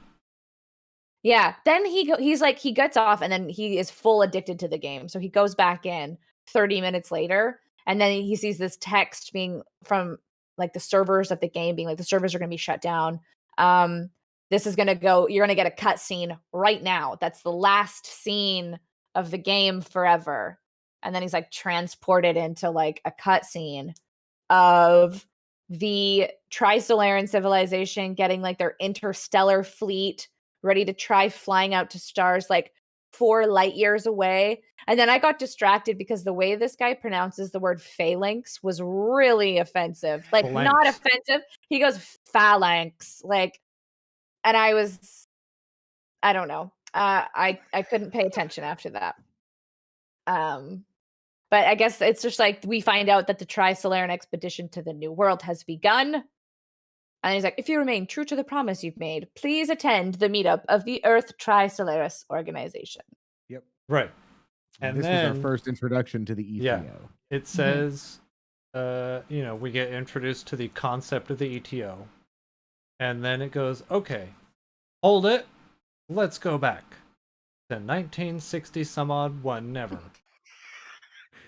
And 1968 or 69 to be honest, because it's the third time that we revisit the first Red Coast base. And this is when Yawensia gets her villainous reveal. Yeah. That's right. Because this is when all that mustache twirling she's been doing is starting to make sense. Yeah. This is where she's sipping on's not just green tea. She's like, I'm gonna contact aliens. And then determines that she is going to wait. No. She goes Wong Meow goes to the meeting, and it's just a cult. Yeah. Mhm. It is a like doomsday cult, and everybody's like, yeah, yeah, Wensia, woo, yeah, and she's like, let me tell you guys all about how I doomed the human race, Yeah. and Yeah. Yeah. everybody was Yeah. like, yes, fucking tell us again, and then we go back. Yeah. Yeah. We also find out here that there's like two like warring factions within the cult, the Adventists and the Redemptionists. Yeah. And she like Yeah. watches some dude who's like the leader of the Adventists who shot Shen in the head. Pan Hung, Um as a matter of fact, is the one that Pan killed Shen Han. Yufei. That's Yeah. right. Yeah. And he gets his neck broken. But this is kind of like per Ye's Yaz instructions. Right. Right. Right. Yeah, It's easier to just say her whole last name. Yeah. I know. I see because I'm looking at my notes and I'm like, yeah, Kanye. Yay. Yee. Yeah, Yee. yee. And all of a sudden, Kanye West appeared, and we all closed the book and never read further. Kanye would be a member of this cult. Oh, Yeah, fully. absolutely. Yeah. Yeah. Absolutely. He'd love it. Was this, remind me on this, was this when, so he goes to the meeting, the first meeting of the Earth Trisolarian organization. This is not when Dasher and No, the not yet. military, yeah, that was next. Okay. And so they go back, and it was when she received the message from the Trisolarans or whatever. Right. Yeah, but not before we learn a First, fuck ton about Jupiter. yeah. Right. First, we have to Yeah. have an entire chapter of how Jovian energy mirrors work, Yeah. and how Yeah. one might amplify a radio signal using the sun so that it can go further faster. Right. Yeah. And then the moon's refraction of the sun has to do Mhm. with the inflection of the voice of the narrator during his racist scenes, and it sends out the extra powerful laser radio scope. All it does is send an amplified message of his Japanese accent out into the light years away from our Yeah. solar Mhm. And then system. aliens are like, we are taking this guy down. Initially, his accent was African, but as it approached the speed of light, it started to warp and became more Jamaican as it came around the sun. It's the weirdest damn thing. So yeah, so we have an entire chapter about Jovian extracurricular activities. Yeah. And then we find out that Yawensia has received a message from the aliens, the first time that anyone's ever received a message, and it was just to her. Like it was like not like just it wasn't like addressed to her, but like she's the only person that has got it. Mhm. Well, And she so sends it out and she thinks that it didn't work. Like, right. and then she finds out that she's pregante. Yeah. And Oh, that's right. I The think, oh pregnant no, thing. no, she doesn't find out she's pregante yet. She manages to sneakily try this experiment where she wants to send out a message using the sun as a giant radio antenna. And then she goes outside and she's like sitting on the ground outside eating her food, being like, I guess this is it for me. Like, I don't think it worked. The end. And then she gets married to Yang Waning, Yeah. someone we have not mentioned yet, but he's not very important. No, Let's be honest. He doesn't last long. No. not much He loves her longer, a at least. lot. Yeah. He does, yeah. But she's like Omarion after he goes through a big breakup and she's got an icebox where her heart used to be Yeah. Well, I mean, that icebox has been there since her father since died. day one. Yeah. Okay, okay. Yeah. So this is where I'm not sure where the character stops and the China begins. Because when Yao Wenxia is introduced early on, she's kind of apathetic about almost everything. She's just like, I don't care about the party, I don't care about this rebel cause, I just want to be left alone and do my radio listening. And then as soon as she has the opportunity to send a message that dooms all of humanity, it's portrayed in a way that it's like, well, she's always been a dissident. And it's like, has she though? And I think that just might be the China. Yeah, she's literally incredibly loyal throughout almost the entire thing. But not to the party, therefore she is Not the to the enemy. party. Yeah. And Yeah. is always a potentially violent rabble rouser. She is legit just like, put me on the side of a mountain by myself. I'll maintain this telescope. Bring me Slim Jims and booze every week. We straight. Yeah. And they're just like, you're a traitor. Because this like villain reveal, I was like, where is this coming from, dude? Yeah. This makes no sense. But I think it's Yeah. just the China. She's a hysterical woman who doesn't think through her decisions before she makes them. She just does it. She doesn't know how to rationalize it. Yeah, not only is she a dissident, but she's a woman too. Yeah. Ah, damn it. Can't do anything with them. Guess I can't think anything through. And so she has her Joker moment. She has her Joker moment. Yeah. Where she gets the message, and the message that is sent to her, I'm sorry, she sends out a message and says, hey, let's chat, let's be my aim is, depressed XX7XX. Yeah. And like mood numb. Yeah, Fallout Boy lyrics. Yeah. Sends that out, and then she gets a message back from the aliens, and it's been a significant amount of time. I think it's like 8 years. 8 years or something. Yeah, because she got pregnant, she had the kid, she became a teacher for a village randomly, because she was allowed to leave Red Coast Base at that point, because her husband, no, I'm sorry, she was still. It was just before she had the baby. I'm trying to recollect my thoughts. It was just before. Before she had the baby. It's before she finds out that she's pregnant, that this happens. And it's like right after she does it, she finds out she's pregnant. And so she gets the message from the aliens or whatever. Yeah. And the aliens are like, no. Do not respond. Do not respond. Do not respond. We will invade you. Do not respond. And Yawenxia is like, send, bro. Come get us. And then the next day, the commissar, Lazy Cheng, comes up and he's like, do we need to talk about how you just sold out the entire human race?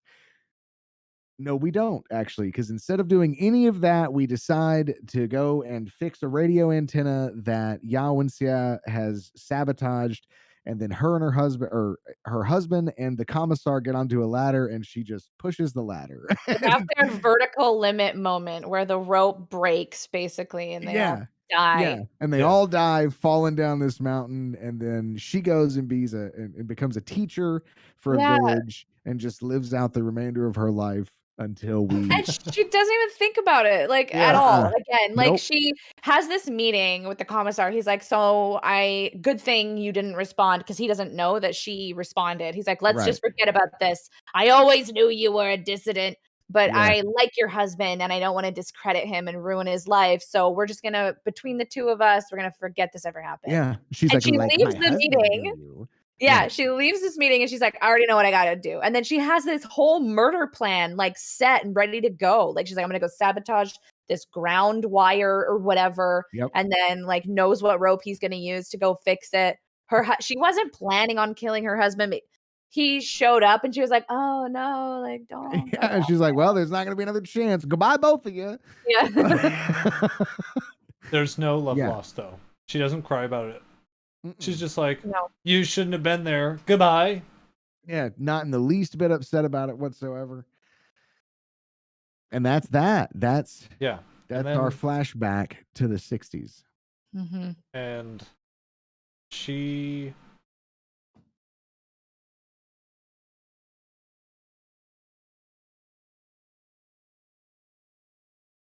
You guys are going to have to help because I don't have anything that indicates what happened in these chapters.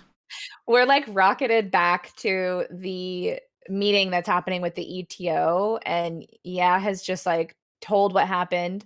And she's like, we won't talk about Mike Evans yet because everybody here knows about Mike Evans, so won't bore you with that. Right. But then a bunch of cops break in to the meeting, and they find out that like there like a few of these like cult members have little nuclear bombs in their hands, and they're trying to figure out what is the actual nuclear bomb. And they managed to destroy it without setting off the nuclear bomb. But goofiest part of the whole thing is these cult members, these three cult members, and they all grab because they have a model of the three body problems sitting on like a dinner table in the middle of this shitty hotel that they're all in. Yeah, right. And they FW Hall. run up. They in the middle of all of these cops have just like the scene that he paints is these cops are everywhere with guns. It's a Battlefield 2042 when the servers are working. There is just people everywhere on the walls with guns. And then these three people just jump into action and grab these three orbs. And they're like, we have a thermonuclear device. And the cops are like, Da Sure is like, he leans into the bomb expert. He's like, do they have nuclear devices? And then the bomb guy's like, yes, I don't know. I hadn't been up there. Looking at nuclear to me, if you would ask me about it. And then they use a scale or something. Vibes. Yeah. They use a scale and they test it, and he's like, that's not a nuclear device, bro. And like they literally talk about how he laughs as he scales it. And then he scales another one, and that was not nuclear. And then he scales the middle, and he's like, uh-oh. Okay.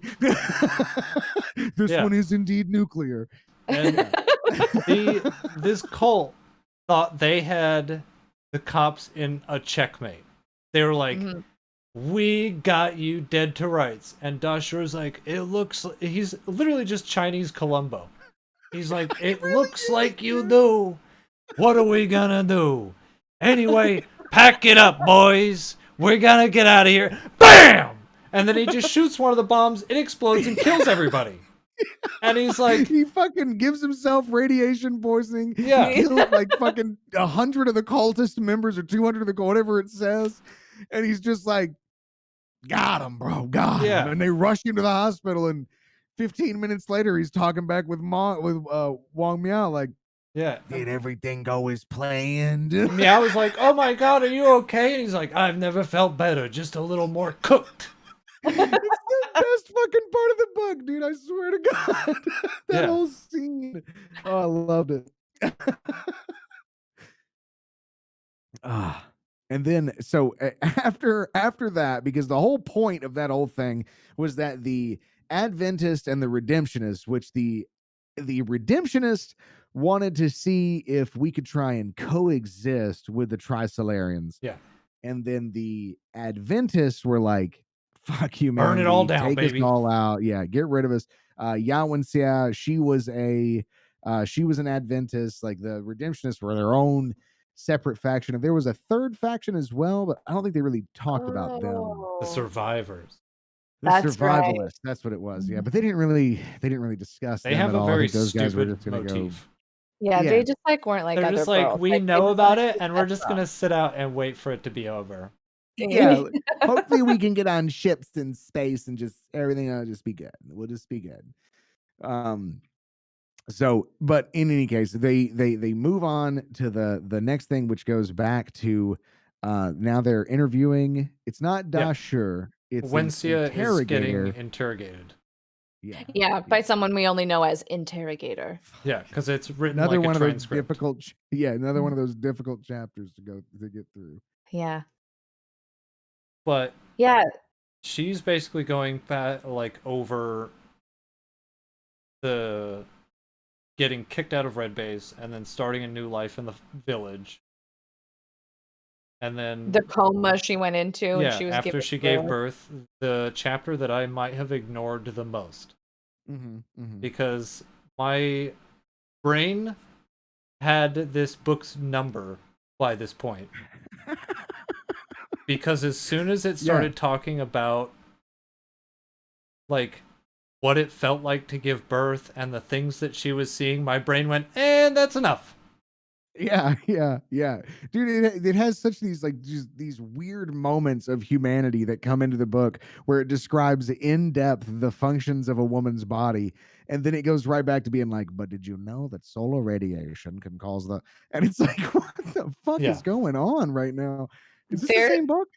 there's this really cringe scene in this chapter where is thinking about what happened when she was living in the village and how all the men in the Oh my village god, yes. treated her with dignity and respect, and she knew that they actually respected her because when she saw how they beat and cheated on all of their wives and were really shitty to their wives, but they're really nice to her, she's like, I must be very special, a dignified lady of status, and like does nothing to help the women, like doesn't give a fuck about I them. think She's that like is very much though Chinese culture. Like, and there's not a lot that they could probably write around that, I would assume, but it's Right. very much also written specifically from the perspective of a man writing a woman. Yeah. Especially when he goes into depth on talking about the milking of the breasts uh, for Oh her my God. child. And I was just like, that's out her of left milk field. supply did not come in. They needed a big-titted wet nurse who ate nothing but sorghum. Yeah. I had to Need a like, busty lady I that was eats playing sorghum all day. I tell you, that makes the best tits from what I hear. The sorghum. I was Really makes you playing lactate. Farm Sim while I was listening to this, and when I heard that, I had to alt tab out to make sure that I wasn't on a Witcher book. Because I was like, Yeah. what the fuck am I hearing? Yeah, Oh, it gave me big like Triss's waist measurements energy from one of the Witcher books I just finished reading. Where it Yeah. was like, "Oh, I don't know if I can eat this tripe. My waist is 24 inches, and I worked really hard for that." Like, she has a meal. She's like, "Get the measuring tape." oh my god. I haven't read the Witcher books. I have heard that they are quite descriptive as well. The Stalker series as well does the same thing from what I understand. But this is also where we get introduced to the American, the billionaire. Mm-hmm. Yeah, this Because is she where goes out and then they're like, "Oh, have you heard about this guy who turns up he's been planting trees?" And she's like, yeah. "Oh, really?" And she goes up and talks to him, and he's like, "Why are you planting trees?" And he's like, "'Cause the humans are trash. That's why." Yeah, he's And it's just like, really upset okay, about it. high aggro right off the bat, and he's like, "Yeah, these birds, they're extinct because humans. So I'm making trees for them so they live. I don't care if humans live." Yeah, It's like, yeah. He oh, talks right. about oh, there was all right. Yeah. his dad was like an oil baron, and they spilt. He grew up like they vacationed at an island where one of his dad's oil tankers just so happened to spill a shitload of oil Yeah. into the ocean, and his dad was like, oh my god, we've got to figure out a way to mitigate damage from the company, blah blah blah. But his son goes down, Mike Evans goes down, and he's trying to clean the birds, and he's very sad that the feathers are coming off while the oil is all over these birds and everything. And so that is what inspired him to find a race of birds or species of birds that are almost extinct. And they're almost extinct because of the logging that was taking place at Yawensia. It's the same forest that Yawensia was logging in years and years ago near Red Coast Base. And so it's all these crazy coincidences about these people that just hate humanity. You know, the aliens could not have contacted a better spot on the It's planet, true. honestly. They found exactly the right person. I found everybody that they needed. And so he goes and Yawensia starts talking to him, and uh, she's like, oh, well, blah, blah, blah, I don't even remember this portion. Like what they're just happy to have met each other or some shit, and then he disappears for Yeah, a period of time. they part ways for like 3 years, and then Yeah. she gets this really depressed sad boy postcard from him being like, "Can you come over? I need to know how to live." Yeah. And so Yeah, she, like, takes a train and finds out all the trees he planted were cut down. He's like that's and what he it was is. like, "My sparrows." Yeah. And she's like, And "Well, hey, I've got the deets on these aliens that are coming to completely buttfuck humanity." And he's like, "This is everything I've ever needed." Yeah, He's like, yeah, I have $4.6 billion. What do you need? yeah. Yeah, Yeah. he's like, well, the weirdest part about that is, yeah, she receives that fucking postcard that like, I'm just so sad, my birds. And so then Yao Xia gets there and she's ready to fuck. She's like rolling up her sleeves, like, get off this land. We fucking you ain't logging here. And then he's like, whoa, hey, relax. It's fine. Fuck these trees. I got $4.6 billion. Humanity's fucked. Okay. There's no reason I should have this money, blah, blah, blah. And she's like, do you know about aliens? And he's like, huh? And he's like, well, I'm gonna go verify what you're talking about. And then they disappear again for like another 8 years or something like that. Yeah, something like that. And She gets like an invitation that she's gonna go be a visiting scholar at like some Western European university. Oh And she gets like yeah. intercepted by the ETO along the way, or all of it was maybe like a ruse or like a cover by the ETO. And right. they grab her and like bring her in a helicopter and take her to the second Red Coast base that they've built.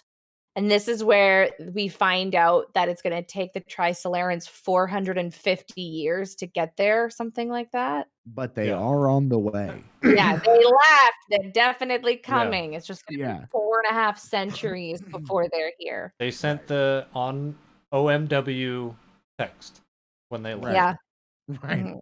OM dubs. See you soon. Yeah. Let you know when Yeah. I'm there. Mm-hmm.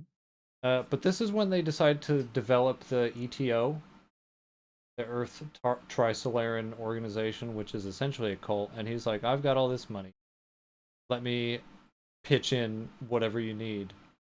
And I wrote that as far as like cult overhead goes, having $4.5 billion to start with is pretty good. That's Yeah. not bad. That's a pretty good starting capital. Yeah, for Yeah. sure. This is also when we find out that that three body, the game, was made as a recruiting tactic, but Right. they're like, it didn't really take, and we're not really sure Yeah. why. They Like, built we're it not sure why everyone specifically. didn't play this. They built it specifically for people who have like genius level intellect and do math for fun. And then they're like, why aren't more people playing this? Yeah. Yeah. Yeah. We're really surprised. Yeah, because that was the deal. That's right. That was the deal with the survivalists. That's why they brought up the survivalists, because the survivalists were of the lower class, whereas the Adventists and the Redemptionists were both of a higher Yeah. class in society. They were all a lot smarter, and the survivalists were like, "We're gonna dig holes and live in them while the Trisolarans are here." Yeah. And so We're they just like gonna looked stay out of down the way. upon. Yeah, yeah. They looked down upon the survivalists or whatever. So Mhm. yeah, yeah. Also, all Um, of that description when they were talking about like the various factions and stuff, my notes are these people are complete lunatics. mhm. And also what kind of cult splinters into like 4 different warring factions so quickly. Well, and that's the other thing though, is that we don't have an exact timeline for how it split. And I felt like this is where the book started to kind of go off the rails and finally into science fiction Right. aspects. Is like we finally, okay, well, think fuck. Now we're getting into the brass tacks of it on the last 7 pages of this book. Mm. Thank God we got to the point. The because they talk about, I mean, even during when the explosion happens at the hotel, they talk about hundreds of cultist members being killed there, right?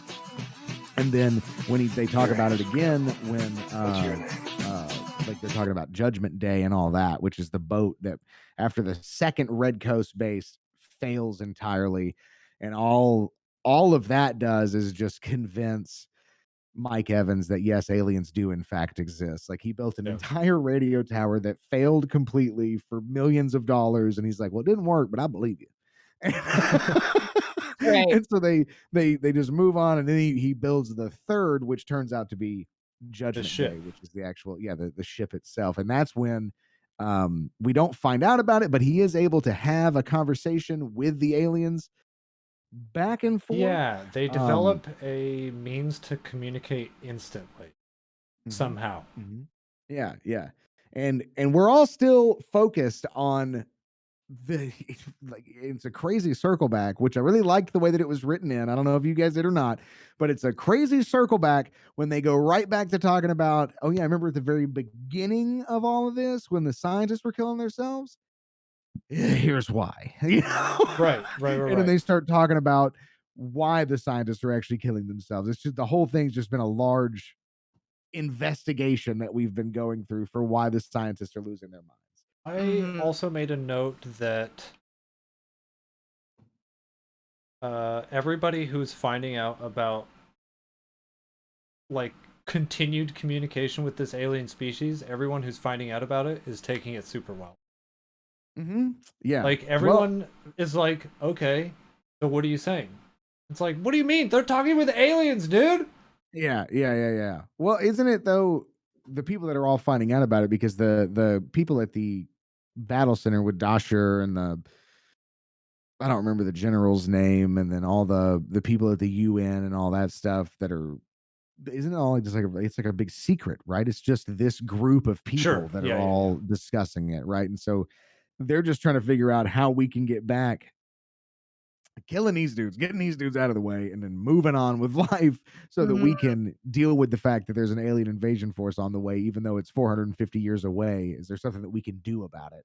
Kind of thing. Yeah. Because one thing that we did not talk about is Yao Xia said that during the interrogation, uh, she said, well, our methods are quite different for how we uh, stop scientific progress. We try and confuse the scientists' minds to break down the fundamental basics of science so that any applied research can never happen because the basics don't make sense anymore. Yeah. Yeah, and you guys can go from there. I feel like I've just been rambling. Go ahead. This was actually my favorite portion of the book, to be honest with you. Mine, Like, it's I mine felt too. like I went through 100%. the entire book to get to this. Like this is definitely when they actually start like hammering down into the payoff of all of the torturous horseshit that we've had to endure for the whole book. This last like 10 chapters is the best stuff. Yeah. Because it's all we actually get like 2 chapters of the Trisolarans and them dealing with stuff, and everybody is I mean, we can go in about those as well. I mean, whenever because during that meeting at the Judgment Day thing, I think we kind of fast forwarded a little bit, but that's fine. There's so many chapters in this book that I just felt like I didn't need in my life. Like I felt like there was so many that we could have cut out and just said, and then we use a telescope to talk to people, and you could have been like, okay, 100%. excellent. Chapter 13, but and I wish they would. Yeah, I wish they would have. Absolutely. Like an abridged version, I think would be fantastic. But they get to a point where finally in that battle command center, they're all talking about Judgment Day, which is this ship that Mike Evans has built. And this is back in the present day. And Mike Evans has built a third Red Coast base, saying that he can basically send and receive messages. But what's weird is Yao Xia is not in on this. She hasn't seen Mike Evans in many years because he is now part of the Redemptionist faction. Adventists. Adventists, yeah. And so they kind of had like a falling out between them, and so they haven't really been talking very much. But the police force and the military guys all have information that says that there's a chance that Mike Evans has actually had more communications with the Trisolarians than what he's been letting on. And she's like, what? What do you mean? Blah, blah, blah. That's impossible. And that's impossible. It takes 4 years for each communication to go through. And so then they get onto the topic of, well, how can we verify this by stopping the ship in the Panama Canal?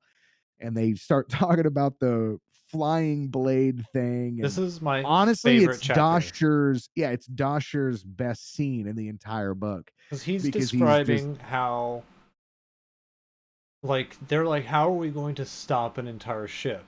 and he's like, anything's possible if you've got enough can-do attitude. Like I stopped a group of thieves who were stealing cars off of a train. And I was like, oh my god, did Dashur stop a Fast and the Furious heist? I want a Dashur book. I mean, honestly. But they're like, Yeah. whatever, dude. There's no way to stop a ship that big. And he goes, okay, whatever. And then he has a Columbo moment where he goes, but one more thing. What about Wong Meow's flying blade? Yeah. And they're like, oh my god, it just might work. And he goes, Yeah, anyway, see you later, assholes. Yeah. And they're like, no, you're the asshole. And he's like, no, you're the asshole. And he lights a cigarette and flicks it at somebody. Yeah. And he just moves on. I mean, Dashur is just he is hilarious throughout the entire book. I loved every moment. And then they ruined the best chapter in the book in terms of like characterization by having like the last 5 minutes of it just be logistical planning and strategic. And then we had these dark pillars that looked as though they had been there a long time, and we strapped the material Each of the wires were in 147 meters 45 across. centimeters long, and Yeah. hey, And again, another important thing is that in Chinese, that is such a dense language that it doesn't take near as much in their language to explain these concepts that are happening in this book. And that's a lot of why it's just so expanded upon and exhaustive. It's incredible how much detail they go into, because there's at one point during that chapter, they're talking about we could go with a 35 meters of nano filament, but we really should do it 150. So why don't we just call it 175? And it just keeps rattling off these numbers, and I was just like, it's literally like okay, listening dude, to a like, bunch of engineers working out a problem in real time, and you're just like, hey, I don't care, figure it out. Yeah, it's literally listening to engineers while you're the guy that's like trying to fix their ice maker. Like, whatever. Okay, but hear me out. If we put the induction line on the other side, it'll cool the water and you're like, hey, this isn't my job. Yeah. Here to be entertained. Focus on that. Yeah. But after that, they come up with the plan to use Wong Meow's microfilament nanowire to stop the Judgment Day ship. And then they're like, all right, let's go talk to the Trisolarans. And we get our first chapter from the perspective of the Trisolarans, where a young boy receives the initial radio signal from Yao and Xia. And he's like, oh my god, this is great. Also, oh no, because if anybody else sees this, they're all going to be a bunch of bloodthirsty assholes about it. So don't answer this. And send. Well, and he's worried about like, it's important to note that he does care about the earth, because our detailed message was so detailed that he learned about our beautiful skies and our oceans and all that. And so he started to feel empathy for our planet. And he was so old that he was like, well, the only thing that I know how to do is work at this listening post. And so like, if we just accept their message, I'm going to be out of a job. They're just going to dehydrate me, fold me up into beef jerky and set me on fire and just use me as fuel, So like, no. Don't respond. Yeah. Dear reader, please ignore this message. We're not responding. We're not aliens. This is from your own planet. Everything's fine down here. How are you? Yeah. But then he gets in big trouble, and he's like, why do we have to go conquer them? And he's like, what do you mean, dude? We found out about this dope planet and we're not gonna go kill everybody on it? Are you out of your mind? Yeah. Our entire civilization revolves around that exact scenario, and you what? He's like, I'm just saying it seems like kind of a nice place. He's like, yeah. And why you're saying we shouldn't is why we're gonna. Mm-hmm. And then we get it might be my favorite chapter in the whole book and my least favorite chapter in the whole book. We're unfolding protons, baby. Yeah, but we need to talk about why we care about these protons, because we've found out that the reason that all these physicists have been killing themselves and that science doesn't work anymore is because the Trisolarans managed to send 2 protons at the speed of light to Earth that will stop all scientific progress until the Trisolarans turn up. And that's also like right around the time they slice Sea Org in half with this nanotechnology tripwire Yeah. and recover the 28 gigabytes of data that Huge amount of Mike data. Evans, had been communicating with the Trisolarans with. But Yeah, I was 'cause like, I saw the chapter for this and I was like, okay, great. Trisolaris, 59 minutes. Yeah. We'll get to know all about what their lives are like, their culture, what their day to day looks like. Fuck yeah, bud. Give me this civilization. Like 53 minutes of that chapter is talking about how to unfold protons. And yeah. my sanity crumbled. I was with it for most of the chapter. Like when they're I like, loved it. okay, I okay, loved the what whole we need thing. to do, what we need to do is send over something that fucks with their ability to do science. And someone is like, okay, well, we're developing this thing called a sophon, right? I'm like, okay, okay. First of all, let me explain what a sophon is. It's essentially a computer that we put into the size of a proton. And it listens to whatever we say. We can program it to do whatever we want. And it travels as fast as a proton can travel. So we don't have to worry about travel times here. And they're like, Yeah. It'll just okay. get up and get. So how do we make one? He's like, well, we've got to unfold one first. Yeah. Okay, what does that mean? And they're like, well, we'll try it. So they do it, and the first time he's like, so how did the unfolding go? He's like, failure. It turned into a straight line. And like for weeks, there was just like this glittering ribbon constantly in the atmosphere. And he's like, Yeah, this well, is kind of Falling on all of them, and they're it like, cost them. It cost them so many resources to actually be able to do that. They had basically taken all of their defense and everything. All resources had basically been put towards. This is on Trisolaris for the listeners. All of their resources had been put towards these 2 protons, and the yeah, goal was to unfold a proton, figure out what it takes to actually unfold a proton, which means to take a proton from the quantum level, the absolute smallest that this little thing can be, and fold it out into a different dimension, essentially. It was just so fascinating the whole way through. And like, so like they folded it the first time and it turned into a basically an aurora borealis is how I envisioned it, just yeah, in the sky forever. And then they tried it a second time, and the second time that they tried it, it unfolded into 3 dimensions, I yeah. think. mhm. And it basically turned into A like a sentient being. a bunch of eyeballs for weeks. Like these weird, and like the scenery that it painted was the weirdest fucking thing, because there's just, you can see like the prince sitting in his throne or whatever, and then the science consult comes over, and he's like explaining it to her in this very technical way, or to him in this very technical way, and then he's like, okay, but why is it eyeballs? Yeah, And he's like, that's a question, isn't it? yeah. While they're all just looking at it. And then And the it's eyeballs form over the course of a couple of weeks. They just become one ginormous eyeball, and they just become this sentient being that tries to destroy Trisolaris. It's just this crazy fucking series of events that happens while they're trying to unfold this proton. yeah. It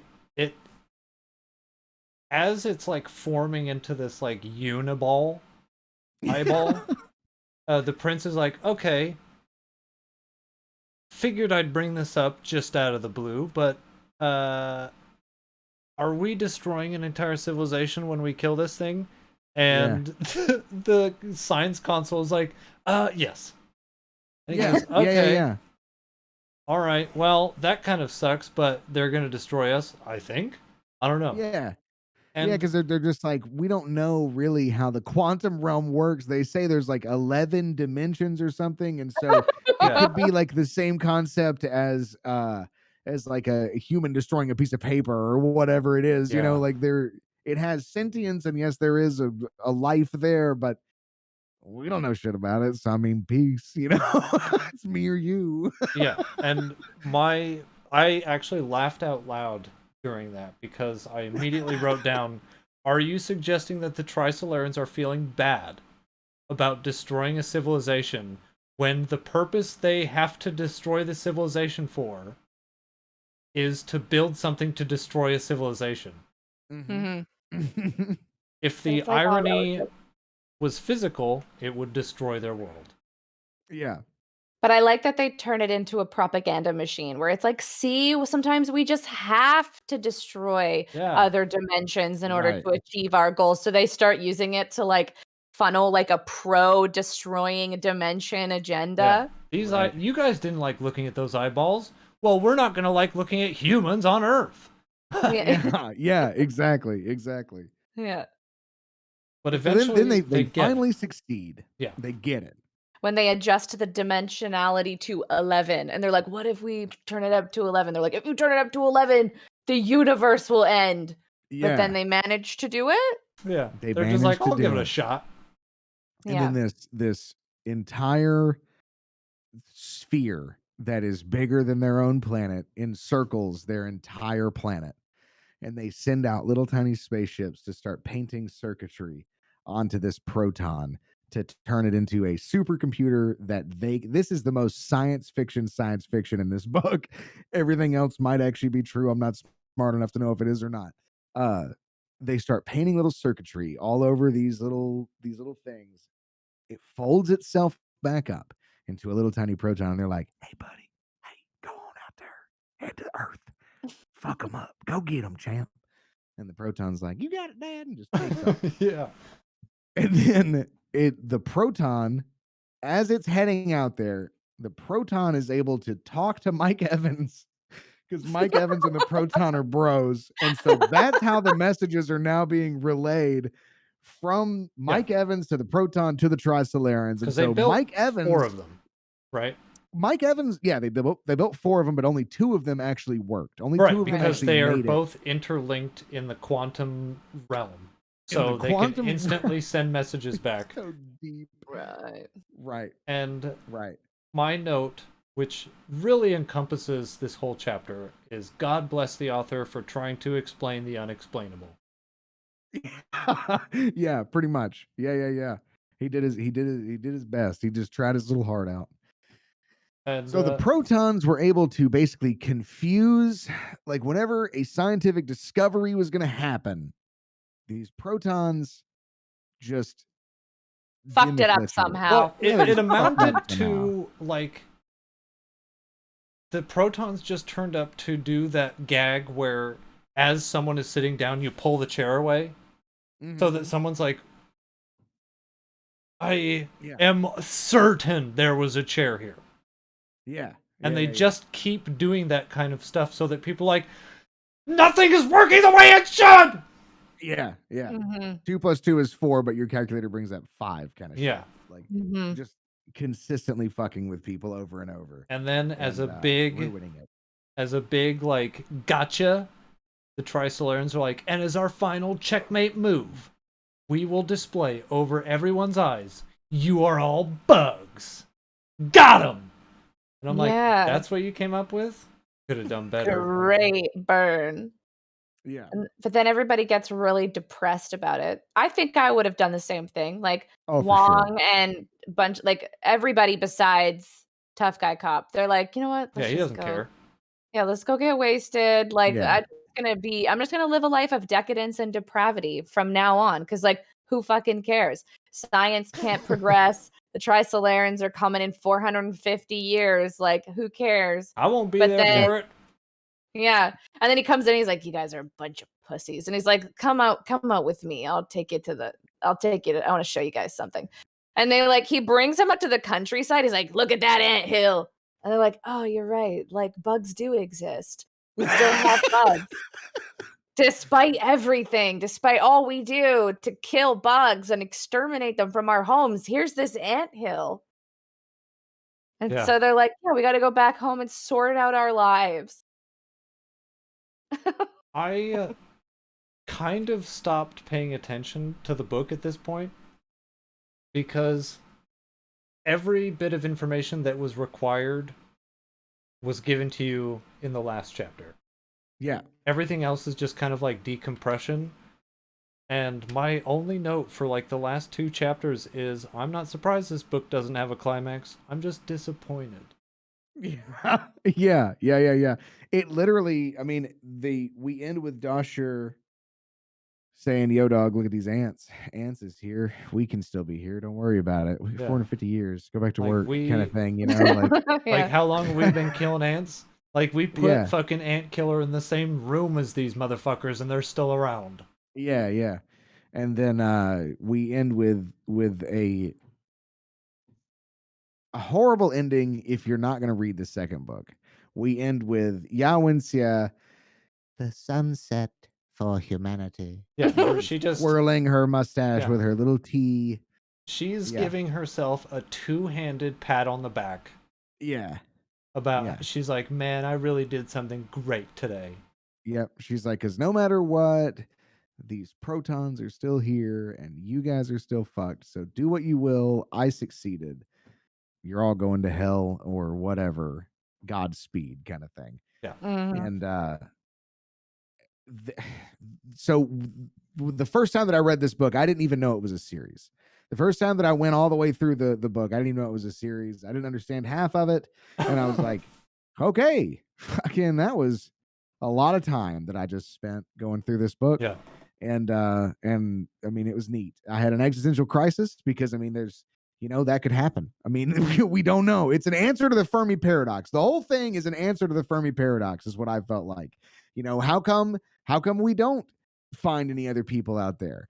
The reason that we don't find any other aliens out there is because everybody's just as guarded as humans here on Earth are, if we find someone living in the woods kind of thing, It's, if we evolved and got to a point where we were as violent and warring as we are, the Trisolarans did the exact same thing. Is that just how life is? Was how I viewed the entire experience going through it. If we all evolve, if the life just naturally evolves to be a warring community of assholes with the occasional Dashur sprinkled in here and there, would you really want to meet another alien kind of thing? Would you really want to meet somebody else kind of deal? And so knowing that for the first time that I ever read it, and after letting it soak in and I was just like, all right, I'm going to go cry into a bottle and just not think about that book anymore. And now, really several years later, I have found that there is, in fact, a series. And so now I'm determined to finish it. Nice. But yeah. This is one of the few books that I really enjoyed. And now that we've talked about it, I have a much higher enjoyment for it than when I had just read it. Yeah. Mm-hmm. But yeah, because we cut out all the bullshit. Yeah, the process of reading it is the worst. Mm-hmm.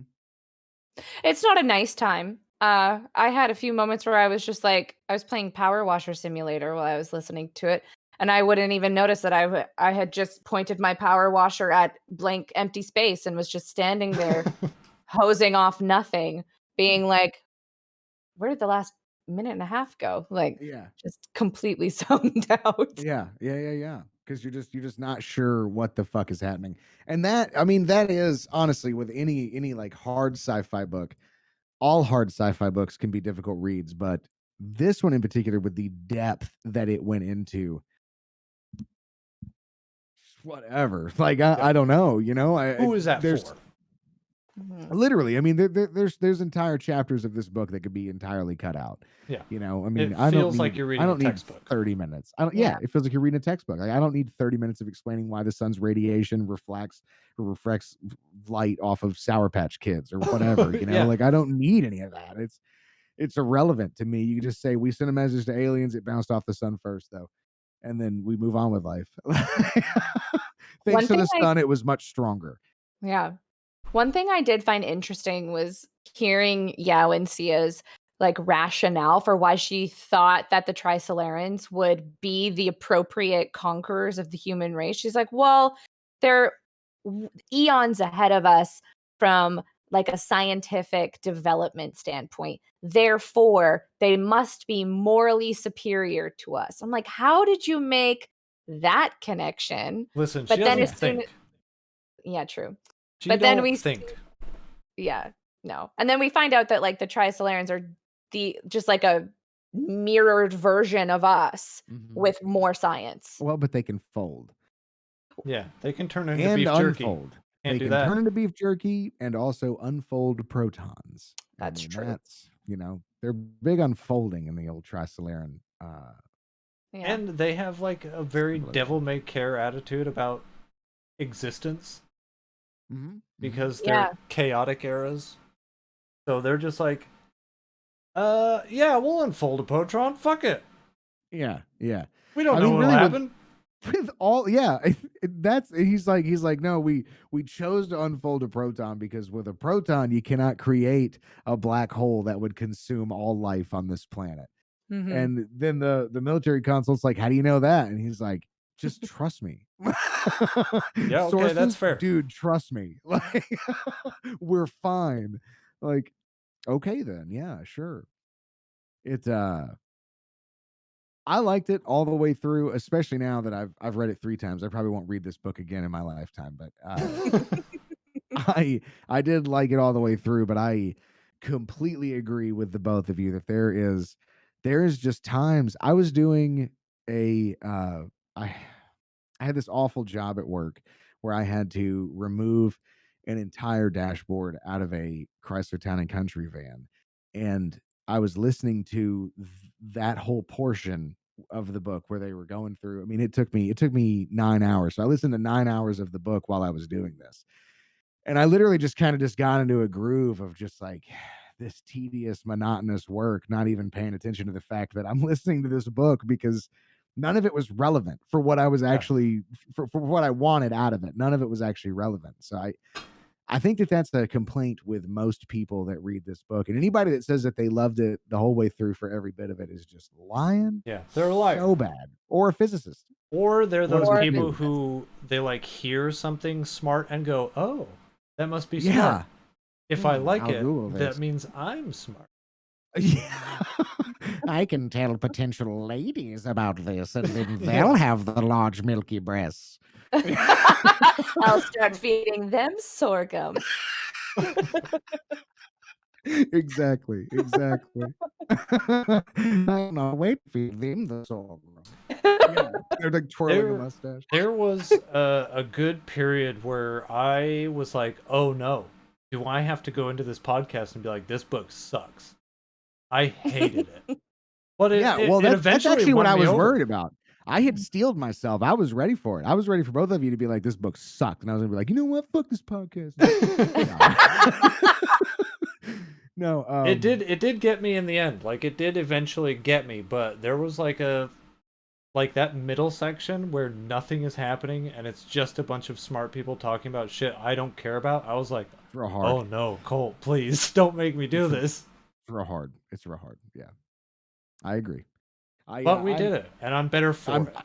I think I'm gonna end up actually purchasing the Dark Forest, and just like reading it outright, like words on paper kind of thing, because the narrator is just he's just killing me.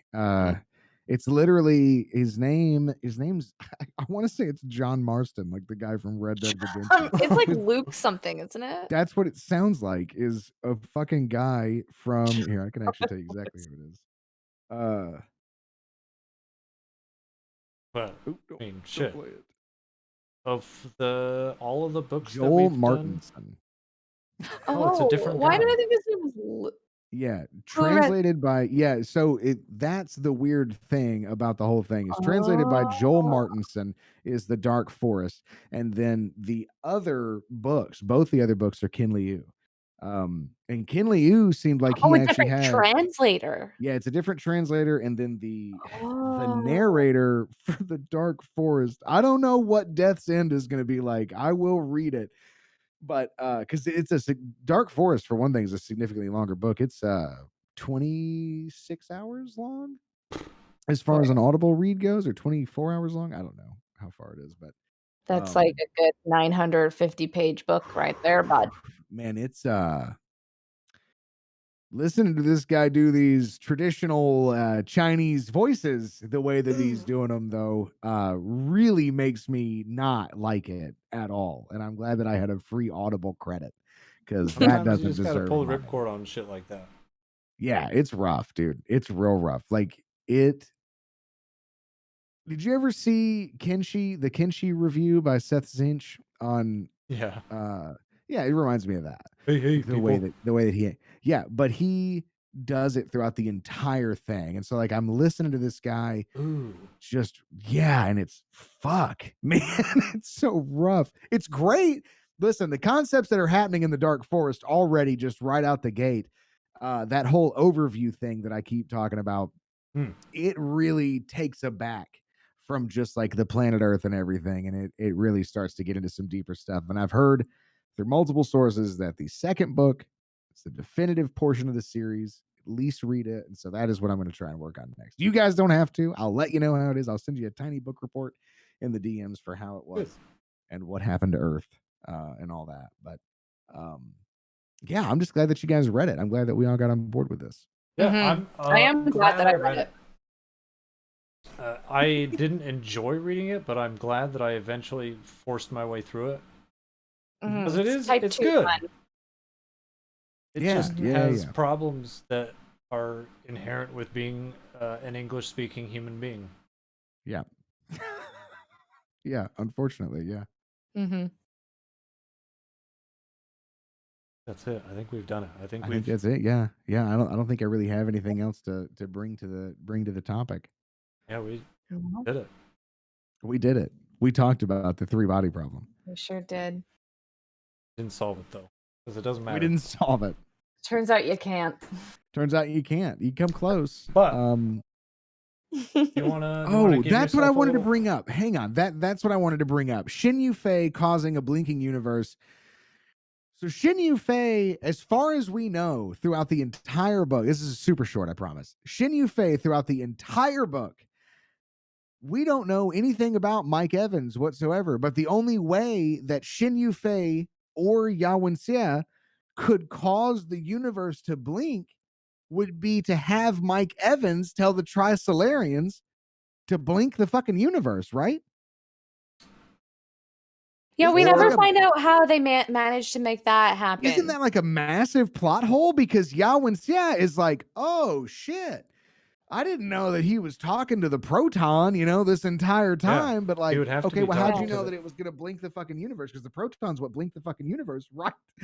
So yeah, when that happened, that was my first callback to the very beginning, and I was like, what a weird plot to just fail at altogether. I think you might have stumbled upon a plot hole. Yeah, absolutely. Yeah. He just fell right into it.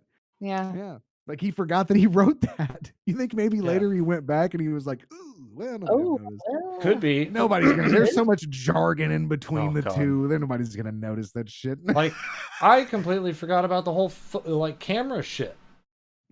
Yeah, so did I. Yeah, I didn't even, and she brought it up in perfect detail. And then the woman that he just lusts over for a couple of seconds about how this is what my picture should be. Like I completely forgot about it. I just pushed that completely out of my brain altogether. It killed me because of I just pictured that stupid smiling baby in the Teletubbies who's in the sun. And I was like, is that what he's thinking? Because he's literally her face superimposed on the landscape. And I'm like, like in Teletubbies? She's just part of the. She's like the She just Windows XP Yeah. background, and she's just like the grass. like, is that what your pictures really need? Yeah.